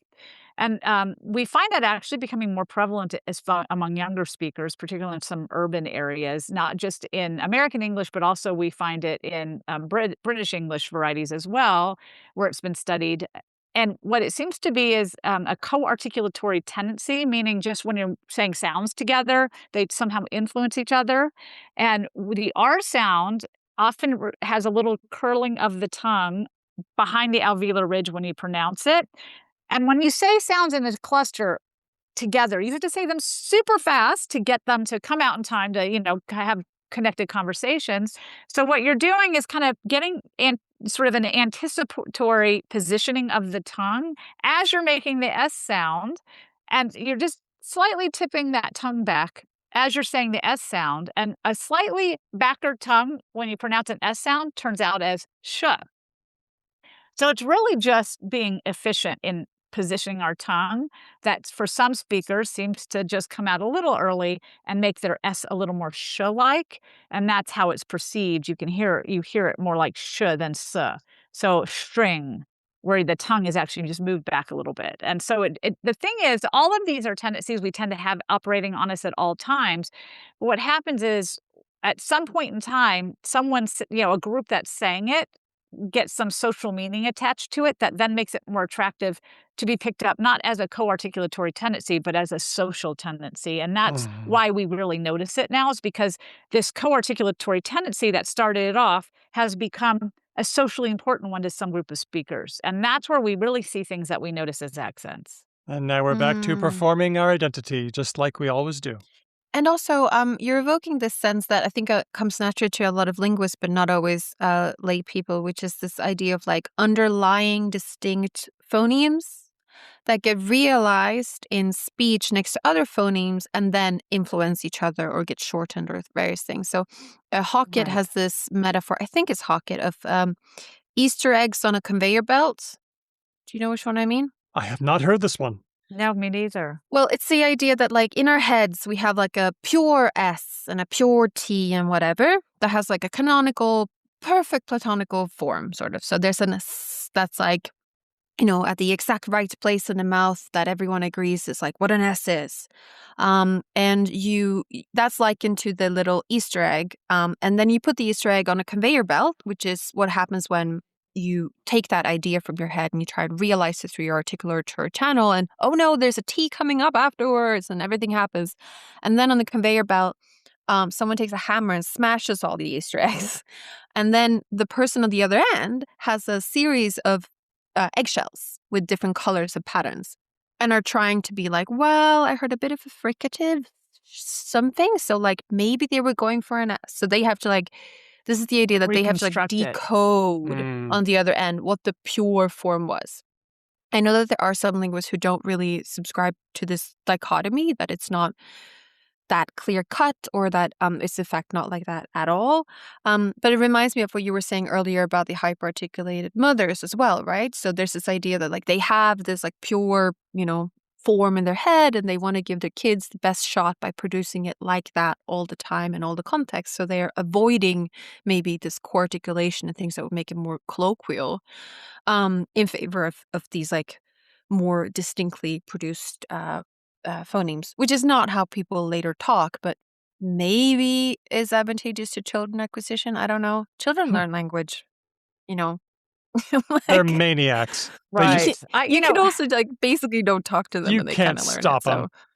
When I'm teaching phonemes and allophones, which is for what you're referring to in the fancy language of linguists, in class, what I usually talk about is how we, when we go eat dinner, think about how you go eat dinner. You go sit at a table, there's all these different pots with things. So you might have, I always use the analogy of Thanksgiving dinner, but maybe that's not relevant outside of America, right, with our Thanksgiving. But so you have like your turkey, and then you have your mashed potatoes, and you have your green bean casserole, and your gravy. And so they're all separate and clear, and everything's beautiful and nice in its little container. But then what you do is you slap that crap on your plate and it merges together, and you can still tell what it is, but it just isn't nearly as clean and pristine as when they were in their separate pots. And and then you have your cranberry sauce too. We don't want to forget that.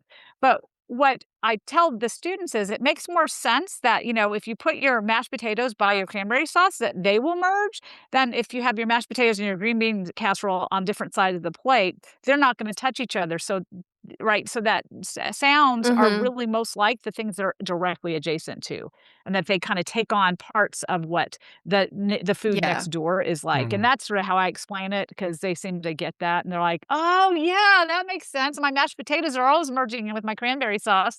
Right. So when you think of it that way, why would sounds not do the same thing? Because they're next to each other and you have to say them really fast. So it's, yes, that's sort of the idea I'm talking about, is that we never speak in sounds individually. We always speak in sounds together. But I doubt that mothers have this image of like, oh, I'm going to say a single vowel to my children so they get it. I think more it's that they are just like, I'm going to say things slower and easier for my child to learn. And the byproduct of that is that they just hyper-articulate their speech and hit those targets a little more. And also the targets are further from each other, because if you're speaking slower, you're actually your mashed potatoes and your cranberries They're are putting actually them further apart more, on the plate. they're further apart on the plate. Yeah, they have Got less it. of a chance. Yeah, Got it. Exactly. Valerie, what are you hoping that people will do as a result of reading Why We Talk Funny? I think the underlying message there are two parts to it. The one is I love sociolinguistics and this idea of how our language has become over time and place and space and millennia more and more about who we are, in addition to transmitting information. And, we tend to always think like, oh, language is just about informational transfer. Well, it is, but it's also information transfer at so many different levels that you don't think about, that I just love the idea of sharing what I have learned as a linguist that I find fascinating with an audience. So there's just sort of the let's learn about ourselves part of it. But I think the bigger message of this book is, if we look at how accents have developed over time, which is really what the book goes from ancient history to modern tongues, what we see is the same patterns over and over and over again. And they may change on the surface in terms of what they sound like, but they're the same fundamental drive of humans to have identity, efficiency, and communication maximized for the people that they love and care about. And maybe the message we should take away from that is, why focus on the difference, which are relatively superficial? Let's focus on the similarity that makes us all part of this community of human language speakers that drives us to do things the same way over and over again. And if we can focus on that, maybe we can actually start talking to each other rather than about each other. Very good. The book is Why We Talk Funny, the real story behind our accents. It's available now from Viking. We're talking to the author, Dr. Valerie Fridland. Valerie, thanks for coming on the show and talking with us today. Absolutely. I mean, we had all sorts of fun conversations. It was a blast. Before I let you go, where are you online so people can find you? I can be found at I do a monthly blog for Psychology Today called Language in the Wild. So if you want sort of more little stories about language, that's where you can find me. But if you want to find me and communicate with me or learn more about my work, you can just go to valeriefriedland.com. Thanks, Valerie. This has been great. It's time for Words of the Week. And you know how usually I try to avoid the American political stuff because we get You don't. You absolutely don't try and avoid it. He tries. Well, there's only so much you can avoid it. I do. Yeah. I think what you try and do is not have every single thing be of that nature. I will give you that. Well, this time every single thing is of that nature because we're having a political shit fit.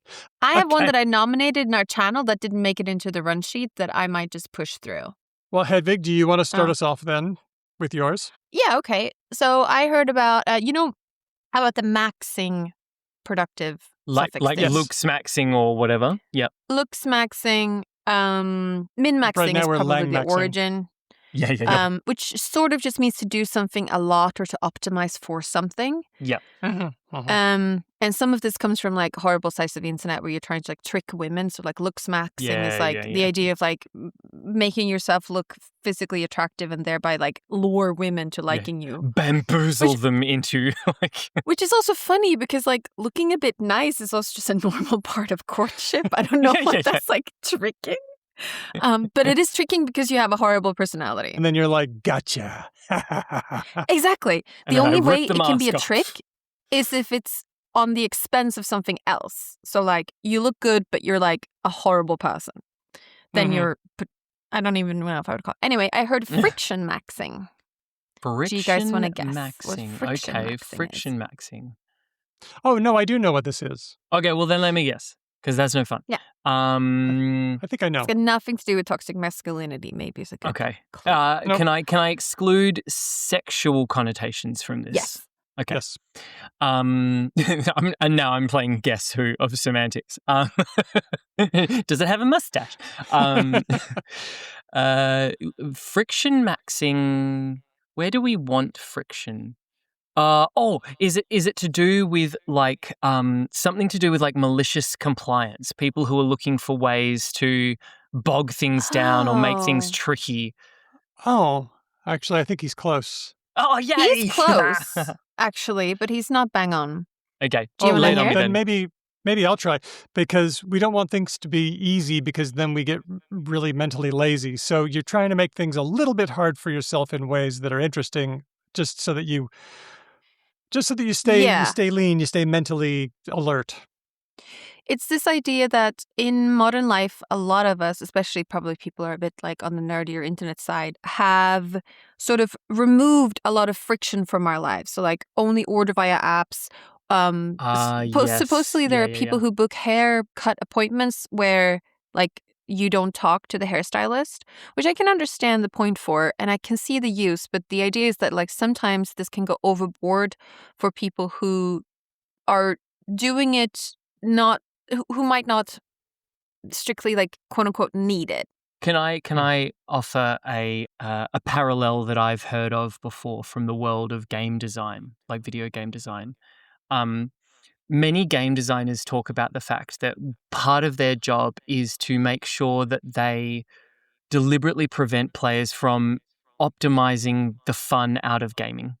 So like it is a known thing that if you give players the tools to like properly optimize things, they will almost always break the game for themselves and they will optimize their way out of an actually fulfilling and enjoyable and engaging experience. And it sounds like you're just describing exactly the same thing, but like in life, basically. Like if we optimize absolutely everything, we will have a very smooth and efficient experience, but we will also have one that's largely devoid of like meaningful human contact and connection.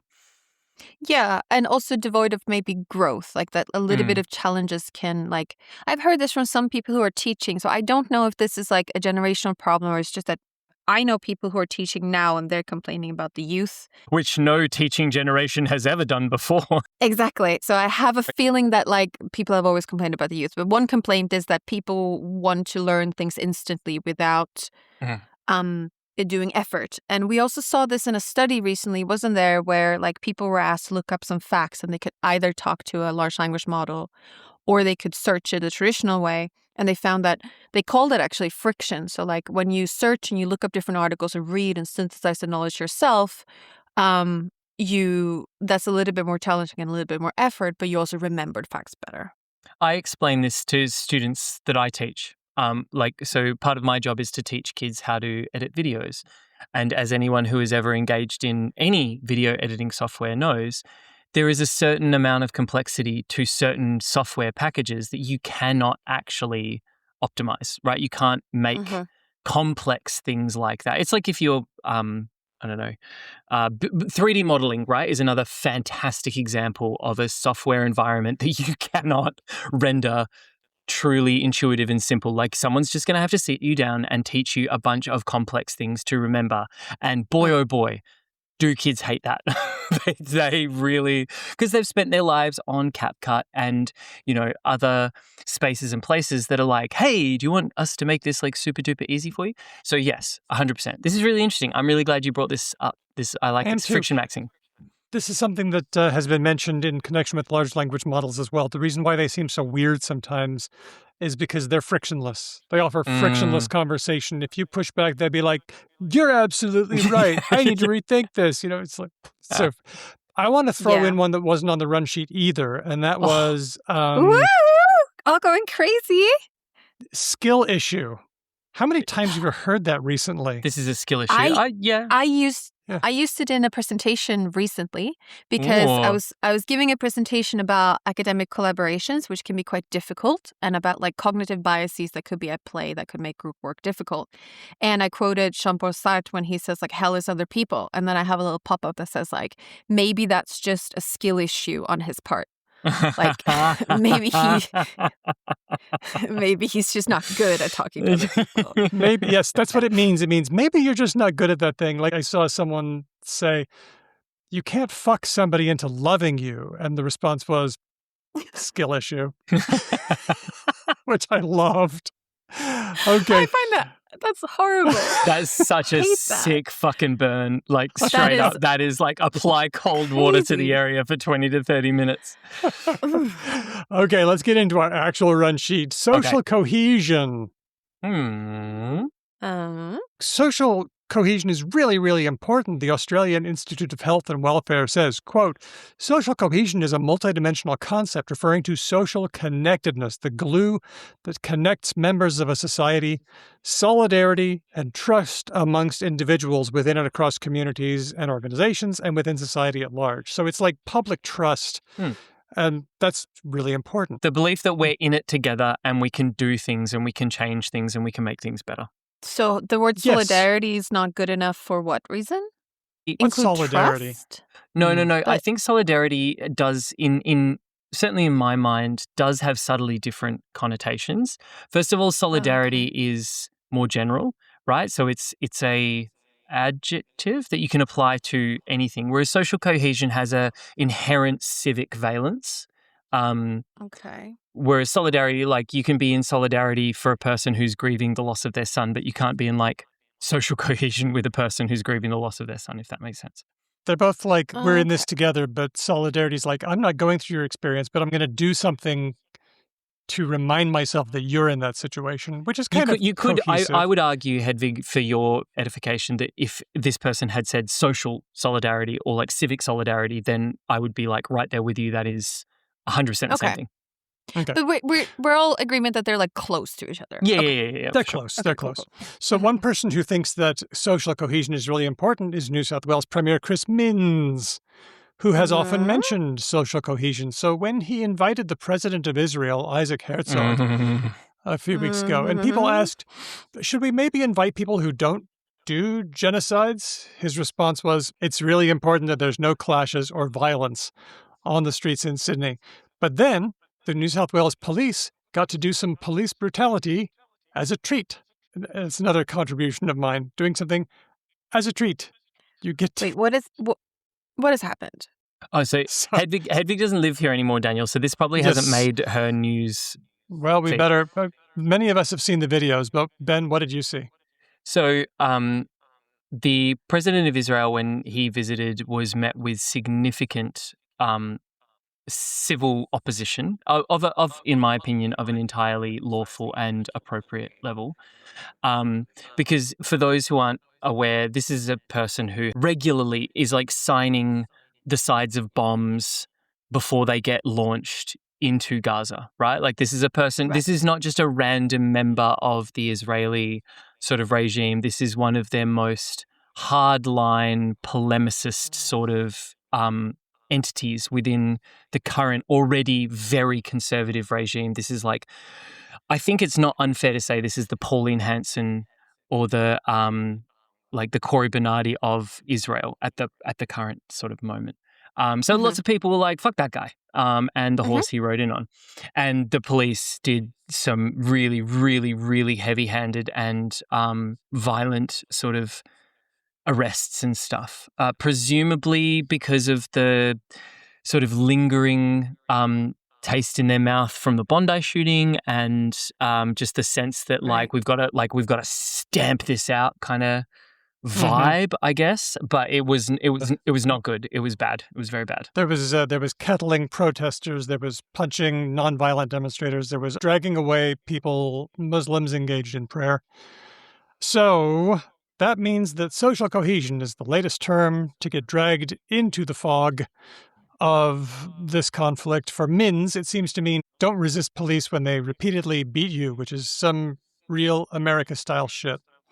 And it's worth noting for our Australian listeners, and maybe for our international listeners as well, Australian police actually have some of the most breathtakingly broad powers of arrest of anywhere in the world. Like, we are sort of awash, maybe Hedvig a little bit less so because she's really punk rock, but most people are awash in like American media and this idea of like you have rights and stuff like that. And the Australian police are a pretty incredible example. Like you can't, in a lot of ways, say to the Australian police, I don't want to talk to you or I don't want to do that, because they'll just be like, that's fine, I'll arrest you now because I can. Like they need extraordinarily low levels of justification or like belief or anything. So we sort of live in this like really lovely sense of like, yeah, Australia's just really chill, man. But our police, if you happen to be the sort of person who is on the wrong side of the eye of an unhappy police officer, your day can get very bad very quickly. This kind of takes us to our next word of the week. We sometimes look around and wonder if everything is lurching from crisis to crisis, as it seems. And I'm kind of speaking for Americans here. And if the U.S. government is coming apart, then how come we're going around every day like things are just kind of weirdly normal? And the answer is that we're in something called a dual state, which is our next word of the week. Dual state? Oh, I like it. Dual state. Is this on anyone's radar or is it just me? Because I've been noticing it. Is it just a cognitive dissonance? Is this not that? No, I think this is a different concept from what I'm intuiting. Okay. Can I take a stab, Daniel? Go ahead. So this is something that I am thinking about in relation to Australian society more and more, because we've got a different kind of dual state developing here than in America, in my opinion. But I might have the wrong of it, so let's see. A dual state basically just means there are essentially two entirely or nearly entirely differentiated states, as in like nation states that people are occupying simultaneously. I see. Is it like saying that you perceive yourself as being a second-class citizen in your own country? Or if you like, just the idea that like there's two Americas and you can live in the wealthy and privileged one, or you can be with everyone else. And if you're with everyone else, it's a fucking bad time. You're hitting the right sort of area. I'm not all the way there. We're not all the way there. Let me explain it this way. The Trump government can't crush everybody all the time. And doesn't actually have to. Instead, what you got is government A and government B. In government A, which is sometimes called the normative state, you go to work, you pay your taxes, you obey traffic laws. But then in the shadows, there's government B, which is known as the prerogative state, according to Ernst Fraenkel, who described the Nazi government this way. In government B, that's the one that builds concentration camps, carries out the brutality, strips you of rights. And you may not know which one you're in at any given time. So Alex Preddy and Renee Good, who were murdered by ICE in Minnesota, they were operating in government A, the one with laws, until government B decided to assert itself and murder them. Okay. And lots of corporate leaders, media companies, and even universities gave Trump a lot of money so that they could operate in government A, but government B never really goes away, and you can't control where it goes. There's an article by Aziz Hook in The Atlantic, link in the show notes. He says, this way you get to have, quote, a capitalist economy governed by stable laws, while at the same time establishing a domain of lawlessness and state violence in order to realize its terrible vision of ethno-nationalism. So that's the dual state. I think this is a little bit linked to what conspiracy theories on the right call the deep state. Yeah. Which is like actually the inverse version of this, right? Yeah. Interesting. So in that worldview, the deep state is like the version of the government that is like perennial and immortal and like actually running it's like the character in X-Files that they talk to sometimes. It's like the behind the scenes. The smoking man, yeah. But and if they would just get out of the way, then Trump could get whatever he wanted, darn it. Yes, but also the deep state in practice might just also be like the Constitution and like regulation and like good professional bureaucratic practice. Yeah. Which slows things down and makes things harder, and regulation is like red tape and all that kind of stuff. Yeah. So that can be I'm good. not saying that this dual state is exactly that, but it sounds like a little bit getting at a similar thing, except, bizarro the world. Mirror image. Yeah, okay. So it's really weird if you're in a dual state, because how can you obey laws if you don't know which set of laws is going to apply to you at any moment? I suppose the answer is you just do nothing and just hope that government B never comes for you. But you can't control that. So having a nation of laws that are agreed upon and the laws have to be the same for everybody is really important. How do we get there? I don't know. Was that our last one, or have we got another? Oh, no. We're just getting started. Oh, Next Jesus, one. Daniel. How many are there? Epstein class. The Epstein class. Yep, here we go. I think the Epstein stuff has kind of broken me, I think. Okay, I want to throw a test balloon out there. This is about as close as to conspiracy theory engagement as I think I get. Okay. I'm starting to suspect that the reality of Jeffrey Epstein as a pedophile and a sex trafficker has now gotten to the point where nearly every single stakeholder in this scenario has lost sight of the fact that there was victims and that sort of thing. And it is a borderline psyop to go after people of power. Now, I don't think necessarily like unjustly, like it sounds like there are certainly people who have done bad things, but like it's evergreenness in the news cycle for like a breathtakingly long fucking period of time. Good. Doesn't make sense to me. I don't understand. Like the Royal Commission into fucking institutional sexual abuse in the Catholic Church didn't go for this long. Like what is this? Is that a reflection of how absolutely nothing has happened except to a few people not in the USA?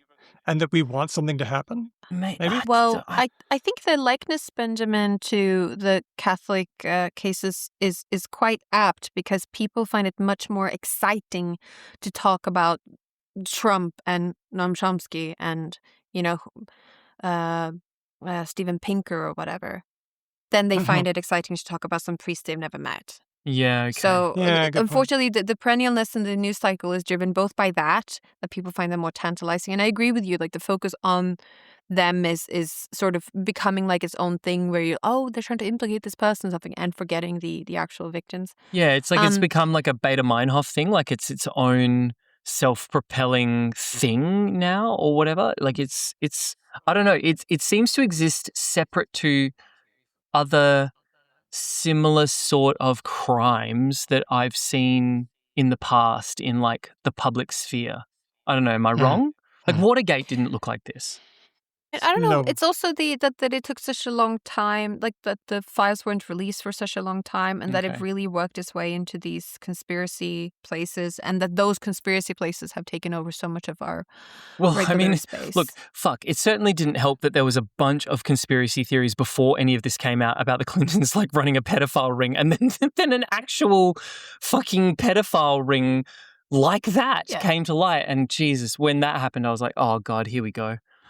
But it was really hard to handle that as well because a lot of the people who wanted to talk about the Clinton conspiracy rings wanted that to be the Clintons and didn't want that to be Trump, right? Yeah. So like it's And now very they're pretty difficult to fucking manage that silent as well. now. Right? And well, I listen too much to conspiracy journalism coverage. They're not that silenced, but they are doing Jedi mind tricks, some of them, to like flip it around that like he was infiltrating them and that like do and it's like, oh God. Okay. So let's be careful here. We're not imputing criminal wrongdoing to everybody who connected with Jeffrey Epstein or hung out with Jeffrey Epstein, but we do have photos and emails from linguists who were our intellectual thought leaders, like Steven Pinker, Noam Chomsky, in the physics domain, Lawrence Krauss. And they wanted stuff from him, Richard Dawkins. In some cases, they wanted money. In some cases, they wanted influence. And in some, like with Noam Chomsky, they wanted to help him rehabilitate his image. Steven Pinker, for his part, gave assistance to Epstein in the light of his arrest. He says now that he regrets those efforts. Nevertheless, there he is, on the plane.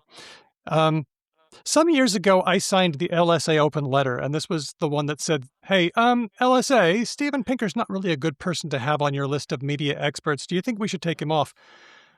Boy, oh boy, then lots of influential linguists and thinkers jumped in and signed on to something called the Harper's Letter, which said that we were doing the wrong thing, that it was how could you possibly cancel this man? This is bad for free speech, etc. And lots of them turned out to be members of the Epstein class, Chomsky, Pinker, Krauss. They were in connection with a literal pedophilic cabal, even after Epstein's conviction. And then they had the temerity to lecture us about the discourse and how woke was the worst thing to happen to universities, how terrible the Me Too movement was. But in fact, what they really believed was they believed two things. Number one, that no powerful person should ever have any accountability for anything they do or say. And number two, that if you write words for a living, you should never have to find a new job because the world owes you that attention and the attention must continue. Also, I must say that like the original letter suggesting something bad about Steven Pinker said he shouldn't be the media contact person for the LSA, which is like not losing. I don't know. It's not. It's very mild.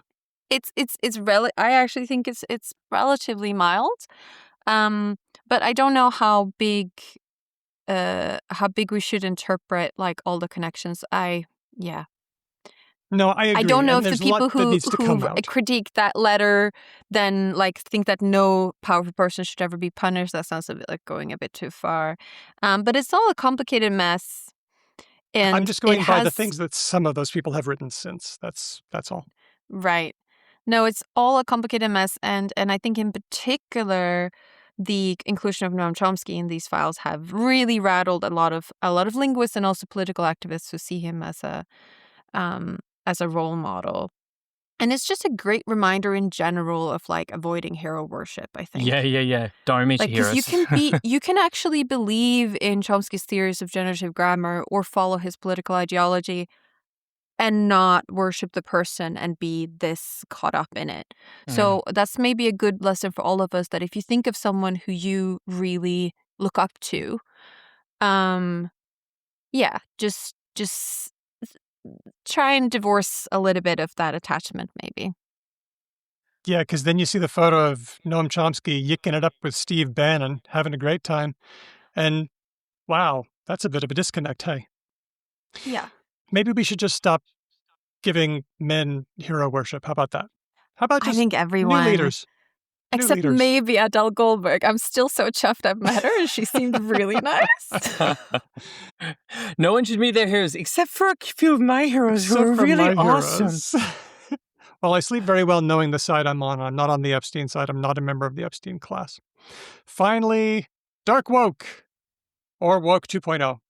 Dark Woke or Woke 2.0. Oh, I'm not going to like this. I can tell. You're going to love it. No. Fuck. I know that the weird eugenicist couple want to do like pronatalism, but LGBT friendly. Is it that?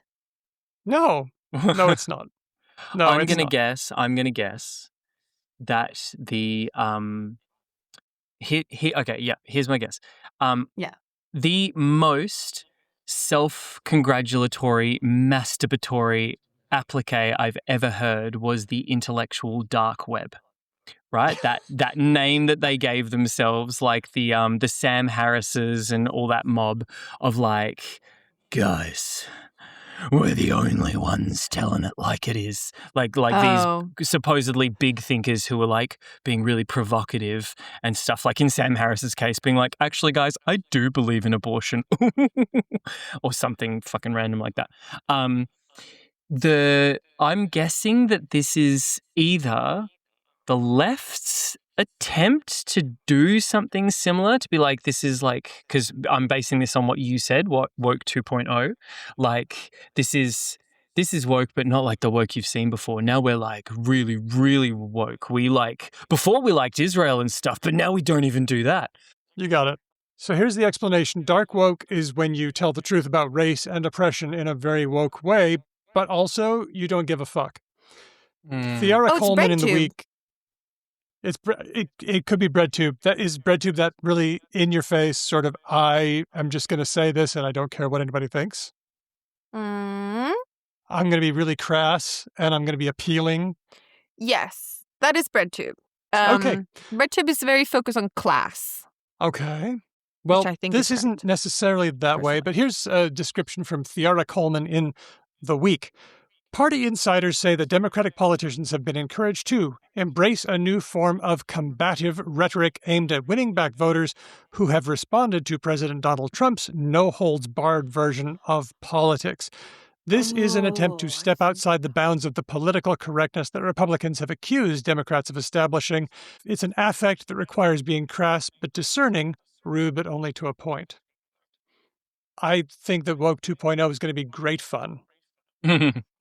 Isn't this what's his face Newsom is trying to do? But like, That's it. I think that he is maybe not a great person. Maybe he's not a great candidate, But by jingo, he despises MAGA, and he will bring the fight to them, and he'll be ready to punish anyone. So I tell you what, I will vote for anybody who demands accountability for crimes. I think given the current state of affairs, people are very, very hungry for this, to see fire in the left. I think there is a danger. Like if we look at Paul Keating in Australia in the 90s, you can like own goal your way out of out of office. So it's like now it is absolutely called for, but I don't think it should become a established pillar of like left operational philosophy. It is a break glass in case of emergency situation, which when we should, God forbid, there ever come a time where a slightly more civil form of political discourse could possibly return. Fuck, could we please? That would be amazing. Can we just speed run this part? How about that? But like let's not like just bed horrendous acrimony into all political discourse is sort of what my potentially naive and optimistic wish would be. And I want to be clear, this is not the same as like middlemanning or whatever, or like centrism. Tone policing. Yeah. I don't mean like we should all just get along. Like why is everyone so angry all the time? There's really valid things to be angry about. I get that. But if we could get back to a place where one could wrestle with tricky things and still be at least somewhat civil in our... You mean Mamdani? Yes, exactly. I do mean Mamdani. Mamdani is an example of someone who's very like outspoken about things and very practically oriented, but who isn't like doing like reverse MAGA, it seems like. And he's not going low, and he's still operating from a place of kind of like positivity and hope and that sort of stuff. Yeah, and he's Mamdani, not doing like laser eye Joe Biden memes or something. Yeah. We need a multiplicity of approaches. Speaking of Joe Biden, this is where the dark part came from, Dark Brandon, where he became quite successful at doing things, and so taking on the Dark Brandon persona. So I think that's where our dark comes from. No. Dark Brandon, I think, was a bad idea. It's just playing silly games with people on 4chan, and you're not going to win because that's not the arena where the people you want to convince are, and you look dumb in front of... No. Also, you can never win with those guys, ever. No. Maybe not. Also, it encourages like what was been called like blue anon, which is, or like liberal QAnon or something, where it's like you just encourage like conspiracy theories and like weird like game theory talk, and like, no. Okay. Anyway. Extremism devours itself. Okay, I'll take that in mind. So, friction maxing, skill issue, social cohesion, dual state, Epstein class, and dark woke are words of the week. Hey, we got a bit of a correction. Kelly Wright informed us that Blake Zimmer, remember talking about him, the Woty kid? Oh, yeah. We said that he was a student at Cornell. He's not. He's a student at Carnegie Mellon. Because language regrets the error, even though no one cares except those East Coast Ivy League types. We'd like to give a big thanks to Valerie Fridland, a big thanks to Speech Docs for transcribing all the words, and you fantastic patrons. Thanks for keeping the show going. Yes, indeed. If you like our show and you think that we should keep on doing it, you can follow us. We are becauselanguage.com on Blue Sky and BecauseLangPod about everywhere else. You can also send us ideas, news, or words for topics you think we should cover, or for words of the week, or for related or not items. You can also send us, like Elliot did earlier in this episode, a SpeakPipe, which you can find on our website, becauselanguage.com, where you can send your beautiful little voice to us if you'd like, or you can just send a straightforward email. That email address is hello@becauselanguage.com. A great way to spread knowledge about our podcast, if you think that we're doing a fun thing that other people might enjoy, is to tell a friend about us or write a review. And I think we tend to recommend podchaser.com for reviews, because then you're not locked into Apple or another thing like that. You can also become a patron. You do get stuff depending on your level. There's the merch drop that has just happened. There's bonus episodes, shout outs, Discord access, which is probably the most fun of all. We get your support, which helps us to pay the bills and put time into the show to make it super good. I'd like to give a shout out to our patrons at the supporter level. And this time I wanted to read the supporters' names in order of how different their name was to everybody else's name. What? Oh, so you take all the names and then you, for example, count all the letters probably. And for example, the letter E or A is probably quite common. So if you have like a name like, I don't know, Renee, you might score as more common. Is that it? That is precisely the case. Ooh, I decided well to done. just do a histogram and see what came up. The actual histogram was, here are the most common letters: A, E, N, I, R, O, and then down the bottom you've got J, P, X, W, B, V, and Z. All right, so here are the names. I'm going to start with the names that are the most like everybody else. At the top of the list was Renee, Hedvig. Oh, fuck. I didn't see that. Are you a genius? No, I just know that E is common. Well, then you're a genius. Renee, Amanita, Nasrin, Elias, Joanna. I'm right here at this score. Oh, and by the way, you do divide by the number of letters in the name so that you don't privilege long names or short names. Aria Flame, Amir, Helen, Aisha, Fiona. That's the 30s and up. Now we're getting less common now. Your name is not like other names so much. Grammarienne, Stan, Colleen, Ignacio, Kenny Archer, Larry, Nigel, Steele, Martha, Rachel, Nikolai, Rosemary, hi Rosemary, Aldo, Mignon, Sam, Laura D, Rosh, Amy, Manu, Lissa, Meredith, Molly D, Diego, Pharaohcat, Tony, Ben, Roger, Istin, Sonic, Snedgehog, Tim, Lord Mortis, Linguistic Chaos, Chris L, John Mack. Now we're getting down to the really uncommon name, Sydney, who has 2 Ys, so that's pretty uncommon. Kevin, Keith, Whitney, Christopher, James C, John Troy, Andy from Logophilius, Faux Frenchie, basically anybody with an X, Andy B, Zachary, Luis, Kathy, John K, Hedvig, you're here, Wolf Dog, and Lucy. Where was Ben? Oh, I was up Tony. Above. But I've got to be honest, I'm really surprised I fell as uncommon as I did. I would have thought Ben would be super high up there. The E and the N? The E and the N, yes, but I think what was happening was it was B the was B just waiting me out. But Hedvig, that only gave you 2 points. Hello, bronze medal of oddness. Yeah. Yeah. And remember, this is divided by number of letters, so being long like Andy from Logophilius doesn't help you that much. But also, this is commonness in this set, right? Oh, true. Right. True. So it's out of these names, not out of all words in English or something. Yeah. And your own name was in the set, so I didn't exclude you from analysis one by one. By the way, thanks to our latest free patrons, Flossie, Harry, and Leon. A big thank you to all of our patrons.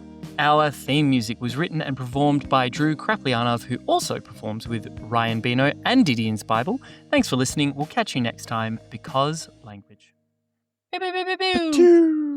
Thanks, everybody.